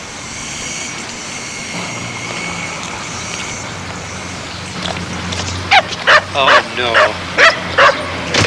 Good morning. Good morning, Mrs. Walker. Now, I bet we forgot your paper. We didn't, you know. I put it in Bert's bag personally. You're the first of what we call the back street round. Well, whatever you put in and however you classed it, the paper has not arrived. Oh, well, Bert's out with it, so it's on its way. Bert tells Liz delivering newspapers. Well, just for a day or two, you know. It's only temporary, while we sort out this bit of bother. Bit of bother? Paper lads, gone on strike. They want another £1 a week, which him there, hiding behind his hangover, has decided would ruin us. Yeah, they're just coming it, that's all. All those tips they got last Christmas and they start this. I don't know the children now. Where will it end? It's a young fella called Dickinson doing all the spouting. You know the type. They end up with 50 O-levels, contact lenses and a digital missus. Well, he's a bright lad. He's done his research. He knows we're underpaying him. They want £1 now. Next month it'll be 2. Exactly. The minute they know that they can level a gun at your head. Well, I think one of them's got a catapult. No, what I'm trying to say is that sooner they learn to negotiate instead of intimidate. My sentiments exactly, Annie. So, you're with us in the struggle, then? My dear, anything I can do, call on me. Well, there's just a few papers for the canal backs, if you've nothing on this morning. My telegraph, thank you. Yes. There we are, Mrs. Walker. Good morning. Morning. Morning. Hey, where are you going? Oh, down the yard. Oh, well, just do these last few papers for me, will you, on your way? For you, Ginger. I'll even brave the canal backs. Hey, tell me something. You know, last night when the party broke up and we sort of went clubbing it, Aye. what happened to Ken and Deirdre? They stayed behind. So they did. Look, let's get this right. You went out with Ken? No, I went out with Mike. Well, I thought Mike was with this other young lady from the beauty salon, Sonia Summit. Well, she came with Ken, but she finished up with Mike. Sounds like a Swedish film. Yeah, very sophisticated. Yeah, but weren't you supposed to be the sort of, like, hostess? Yeah, that was the idea. He got you doing the grub, hadn't he? Flipping well did. And then he waltzed off with the other girl. Yeah. So I wonder they want a punch-up. Yeah, well, there would have been, but I'd left my duckle dusters at home. Nah, it wasn't like that. Nothing crude. It just kind of evolved. Yeah, well, I suppose he'll be around later. Maybe. Mind you, which won't be around, I don't know. Whether it's Ken or Mike or the milkman, I'm not quite worked out. Give over. Ooh, you'll read the print off that thing if you sit there much longer. Hey, are these for the wash or shall I cremate them? Are they yet for the wash? Phew, they're for the wash. Only pair I've got. Yeah? Well, you'll have to tuck your toes into your shirt lap the next night or two. Because those are for the laundrette. And so are you, Stanley. Me? What are you doing? Well, I've got the hairdresser, then the beauty parlour, and then I'm having lunch with me lover. Oh, I'm scrubbing, aren't I, at Fairclough's? Are they going to wash you? Well, of course they have. So did we till it conked out. Take them there with you. Do me Fairclough's wash you. I can't do that. Why not? He's borrowed my ladder the early morning before, hasn't he? Done his windows. Now listen. Here's 3.50p for the wash. 3? 3. Now no skimping, no half a job and 50p in your pocket. 3's not much for if you got sheets, you know. Look, it's your mucky stuff as well as mine. Now then, that's the washing. And before you go, you can light that fire because I want the water hot for a bath. Oh, and it's bin day, so put the rest of the rubbish out. Well, fire's laid, it only wants a match to it. Come on, shift yourself. I'll go down that laundrette one day and find a nice little widder. Well, last night was my normal night off, Mrs. Walker. I mean, you still owe me one from weeks back when Betty here had flu. Well, obviously, I don't keep a chart. Well, you could cook, couldn't you, Betty? Well, why? I have a strong suspicion that Fred is going courting again. Well, I'd made arrangements, yes. Oh, my word, eh? Well, it's just that I said I'd ring Eunice if it weren't on her, and as it is, she'll be, well, coming down here expecting to be taken out. Well, if Elizabeth's prepared. Oh, I better say yes, otherwise he'll be hanging himself. Betty, love, your blood's worth bottling. I know. Oh. A frog he would, a wooing go.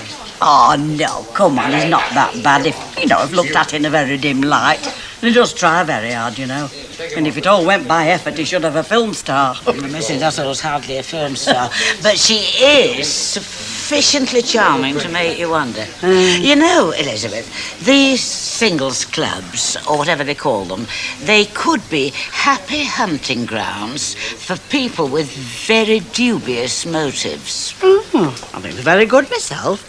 I think you and I ought to go one night and, see if we can't click. Hi. Hiya.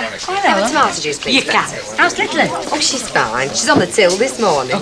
You made a wise move last night, Ken and you, not joining the ravers. Yeah, well, it was quite some party. Sounds like a typical ballroom do to me, all this swapping malarkey. I like to go to parties where you end up with the same fella that took you. I ended up with the fella who took me. Oh, yeah. In a manner of speaking. There you are, my love. Hi. Hey, did you get your paper this morning? Yeah, sure. A bit late, but we got it. Half fee, Betty. We had to rope Bert in, you see. Bert? Yeah, your old man. Oh, didn't you know he was our new paper boy? There you are, Oh, yeah. Yes, he said it. Thank you. We went out to get one this morning. I didn't know you were delivering them.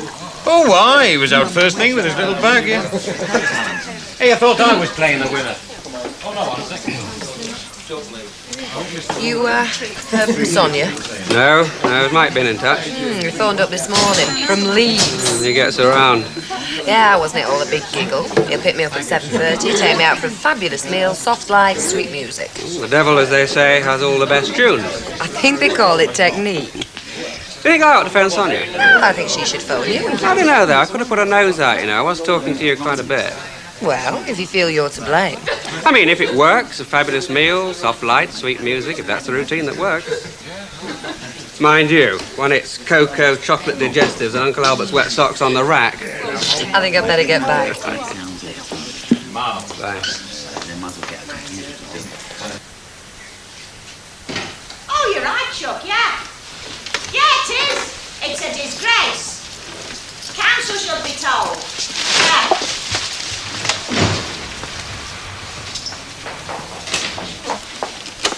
Stan! Ah. Oh, he can be a good one when he tries. Now then, have me bath and a nice cuppa. So that's 5 in Rosamond Street and 1, 2, 3, 4, 9 in Inkerman Street. Hey, love, I've worked it out. If I cut across the Red Wreck, you see, I can do Chapel Walks, Sevastopol Terrace, Balaclava I don't Street. believe it. What do you mean? What do I mean? Do I have to say? It's a paper round, Bert. No, well, I'm helping Len out, same as you helped me out, haven't I? He's taking advantage of the fact that you're a flaming soft touch. Rubbish. Come on, if Len Faircloug's too tight to pay them lads a proper rate for a job, why should you help him out? Well, it's up to me, innit? And I may as well tell you I'm going to be doing the evening round and all right? But it's a lad's job. It is fresh air, exercise and beer money. Well, there's no dignity in it. Dignity? Oh, come on, Bert. I've seen you sat here with blueprints working engineering things out. Have you? A fat lot of good that did me, didn't it? Well, I were proud of you. I used to think, oh, crikey, he's clever. Well, I take an interest, don't I? Love, it's my nature to take an interest in things, innit? Yeah, you do, and then you get carried away, and that's when folks start to laugh. Nobody's laughing. The fellow where I lived down our way used to deliver papers and... Go on. Well, he were puddled, wasn't he? Oh, charming. Thanks very much. Bert, we're not that desperate, and I don't want folk laughing. I don't know. I cut 10 minutes off the round and I sit here like a fool, dead chuffed. Got to get back to work. Look, love, I know you're upset about this, but I am taking those flipping papers, and I don't really see any reason why I shouldn't, all right? It's up to you. Well, it's something to do, love. I'd even come and oil your machines for you, except they're self-lubricating. Oh, don't forget to put them chops in oven.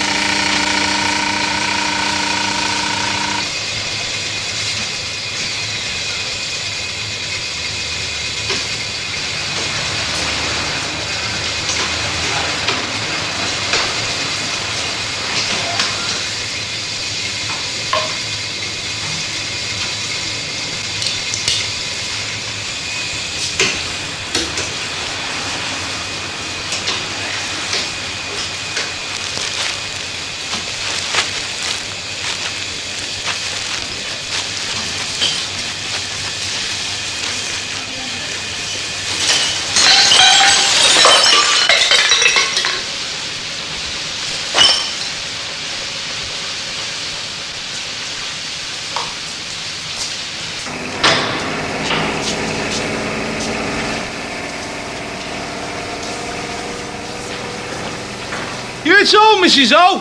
That you, Eddie? Is there any rubbish by the bin? Oh, there's another bag. I told Stan to put it out. You know, you're getting great service, you are.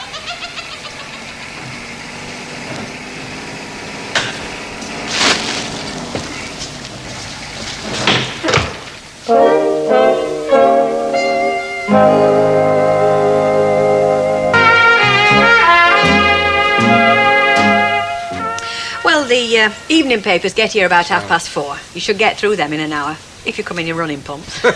No, seriously, there's not as many as there is in the morning. Hey, look at that. Our old house in Inkerman Street, that. Oh, well, there's a gardening world to go with that. Hello, Richard. Gardening world? What's he got to garden? You know, I tried to grow mushrooms in that bit of a cellar Oh, once. did you, Bet? Have you met with your executives yet? I'm seeing him after school tonight. I just thought you might have something fresh to tell them. Anyway, I'll tell you again. I'll see you after 4. All right, Okay, love. Bert. And Bert. Yeah. Thank you. Oh, that's all right, kid. Bye, love. Nothing doing, I'm afraid. Right. Wasn't that 5 Coronation Street? Daily Mail, Evening News, Homemaker. Yes, it was. I thought so. Hiya. Hello. 2 packets of chili, please. You just miss your dad. Oh, yeah. I've just been in the car. Thought you go home for your dinner. Only getting away if I do. Aye. Nappies, I suppose. Teething trouble. Wind won't come up. National health won't go down. I don't really have much time to get home and back, see? Oh. See ya. True.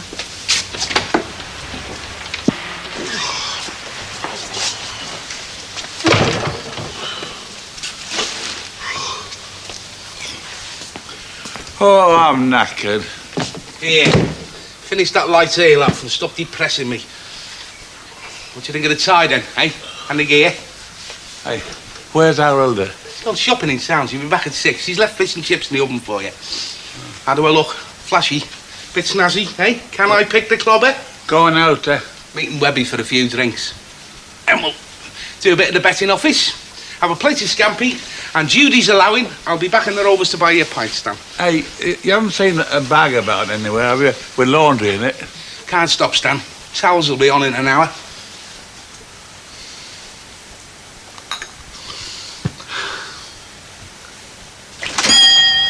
Listen, Alf. Is Deirdre about? Still the back. Ah, just I'm taking the Judy out tonight, you know. Oh, very nice.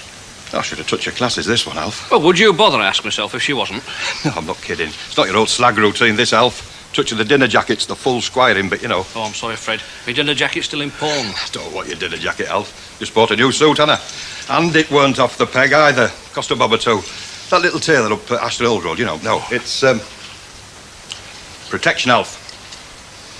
Protection? Right, the old pipes. Pipes? The breath, Alf. Oh, I see. You want tablets for your breath. What? Well, I can't be doing the candlelight supper bit, can I, with gusts of Newton and Ridley's stale chemic coming across Alf it now, Alf, can Whack I? a couple of them down. They'll do the trick. 25, right, they'll do. Yeah. Hi, mate. Deirdre! Hey, you're going to have to call it a day, aren't you, you Casanovas? Beg your pardon? Well, now Fred's got some new duds. What chance have you got? Casanova, me. I'm just a misunderstood lad in search of his mother. Oh, I see. Give us a call if it gets a rush. Right. I just popped in to tell you I'll pick you up about 7ish. Not tonight, thanks, Mike. Well, it's not what you said on the phone. As I recall, you did most of the talking. I apologised at length. You turned the charm on. So I turned the charm on. No, I could have stayed in Leeds and had quite a night. Anyway, what's wrong with charm all of a sudden? Going out of fashion? Well, I'm not a sucker for it, I'll tell you that. Sadly, I'm Omar Sharif. Dead right. And I'll tell you something. If Omar Sharif did what you did last night, I'd say, Omar, kid, on your camel. But last night was a giggle. I mean, the girl made a dead set for me. What was I supposed to do? Insult her? Oh, I know. You're so tender-hearted. Bet did warn me. Oh, come on, now, be your age. Last night was a party. Her knees up. It meant nothing. Relationships these days can take that, surely. Hey, where are you going? I'm walking out on you, Mike. Just so you know what it feels like. Look, Ivy, if you come in here just to cause bother. I came to pay the papers. And if I can't pass a comment when I think my own husband's being taken advantage of. He's getting good money. Good money? Flipping peanuts. Well, it's twice what we pay the kids. Well, there's no wonder they're on strike then. I've got every sympathy with them. Well, we can't offer any more. What do you mean? I mean, if he's not satisfied with the money. Not satisfied? What do you think he is, some snot-nosed little kid or something? Well, if you want my opinion, Ivy, I think Bert's been a bit two-faced about it. Two-faced? Yes. My Bert? Yes. He never even mentioned the money to me. I thought he was doing this as a favour to get a bit of exercise. Never occurred to me he thought he'd found a flaming gold mine. Are you kidding? I am not kidding. Am I, Eck? And as for a grown man sending his wife round here... He did not send me. And I am not here, so don't fret yourself about that few bob you're paying him. Crikey. Have you got any idea how much he earns as a fitter? Look, Ivy, I seem to have put my foot into a hornet's nest somehow. Now, I've got a business to run. I've got paper lads playing silly beggars and Mavis on holiday, and I could do without you coming here getting bolsh over summit and flaming nout. Well, you go right ahead and run your shop, without making a monkey out of my husband.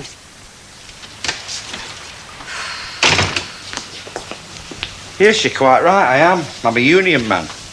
As a matter of fact, when I'm in work, it's me that usually speaks up, you know what I mean? And yes, I understand your difficulty. I mean, if you're faced with a management that refuses to negotiate on the basis of a perfectly justified wage Stop claim... taking papers, will you, Mr. Tilsley? Well, It's just that the dispute's at a very delicate stage. Is it? Well, I've studied these things quite a lot. I hope to do history and politics at university if I get my A-levels. University? Oh, It's just that you're playing a similar role to that played by the bourgeoisie intelligentsia in the 1926 general strike. You mean I'm strike breaking? Well, your intervention is, in fact, a classic example of strike situations. All right, I get the message. And if I'm jeopardising a possible agreement with you and the management, I will cease my cooperation after tomorrow morning's deliveries. Will that do you? Yeah, that's great. Thought I might get a thick ear. Hey, and son, just a minute. When you go to university and you get your degree, and I'm quite sure that you will, don't keep fighting the general strike all over again. It's a different game of soldiers these days, all right?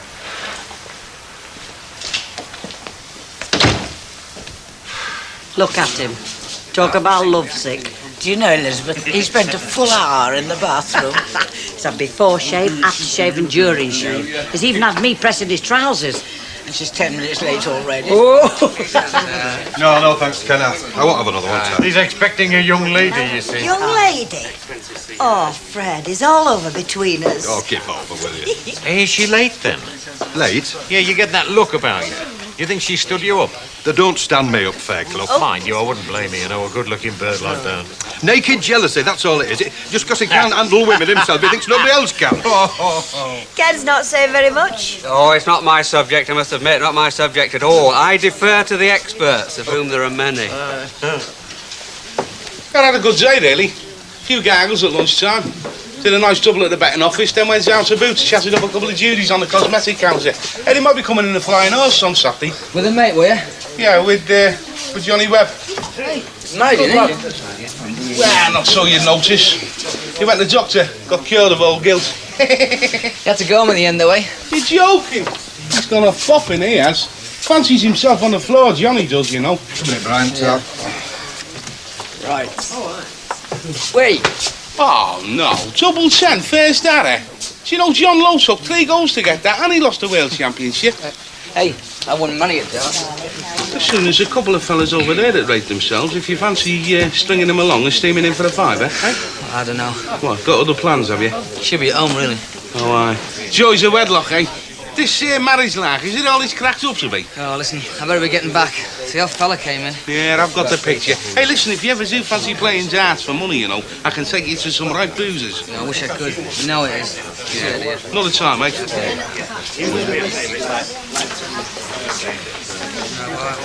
Good evening, Mrs. Nuttall. How are you, Mrs. Walker? Is Fred around? Oh, he's just popped into the gents. I think being on pins gets him that way. Now, Mrs. Turpin, Betty. Hello. I'd send a search party in there if I were you, He's been in there a long time and he's not looking too well. He gets these hot flushes, you see. Eunice! Hello, Freddie. Now, isn't she a sight for sore eyes? Smells like a new suit. I knew you'd look tops. Listen, I thought we could pop down to the Flying Horse. There's a few friends of mine I'd like to meet down there, in the trade, you know. And then, well, the night's ours, isn't it? Sounds great. Oh, sorry if I'm taking him away. Oh, we'll live, Chuck. I think he hires her by the hour. She's certainly got her hooks in. Yes, and a never so happier looking fish. You took this to the laundrette? Took it? I had all over the shop floor. Mum was doing a nut. Oh, come on, Stan. You must be pulling me leg. Even you can't be that gum. How was I to know what was in sacks? I suppose you were sat here skiving, and when I come in, you went out in a rush. You said a sack, I saw a sack. That washing were in a bin liner. Everything's been in bin liners since Jade's got that job at the council. Here. What? If you took the rubbish and thought it was the washing, then... Where is he?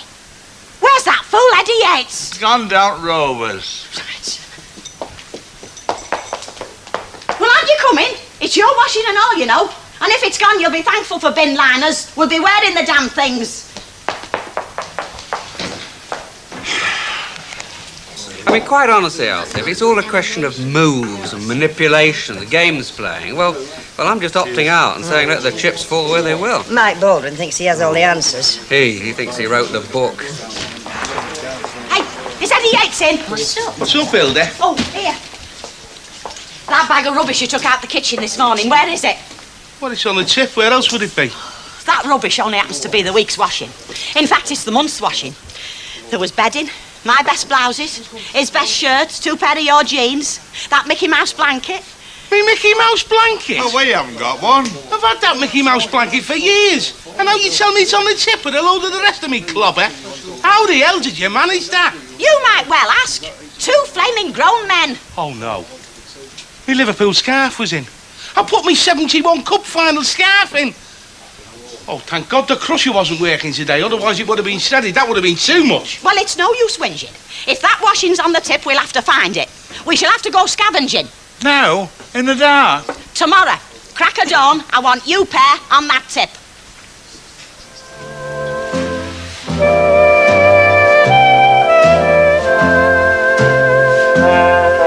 Don't miss Beadle at 1 o'clock today, because he won't miss you with his secret cameras. Here on Plus next, though, it's Emmerdale.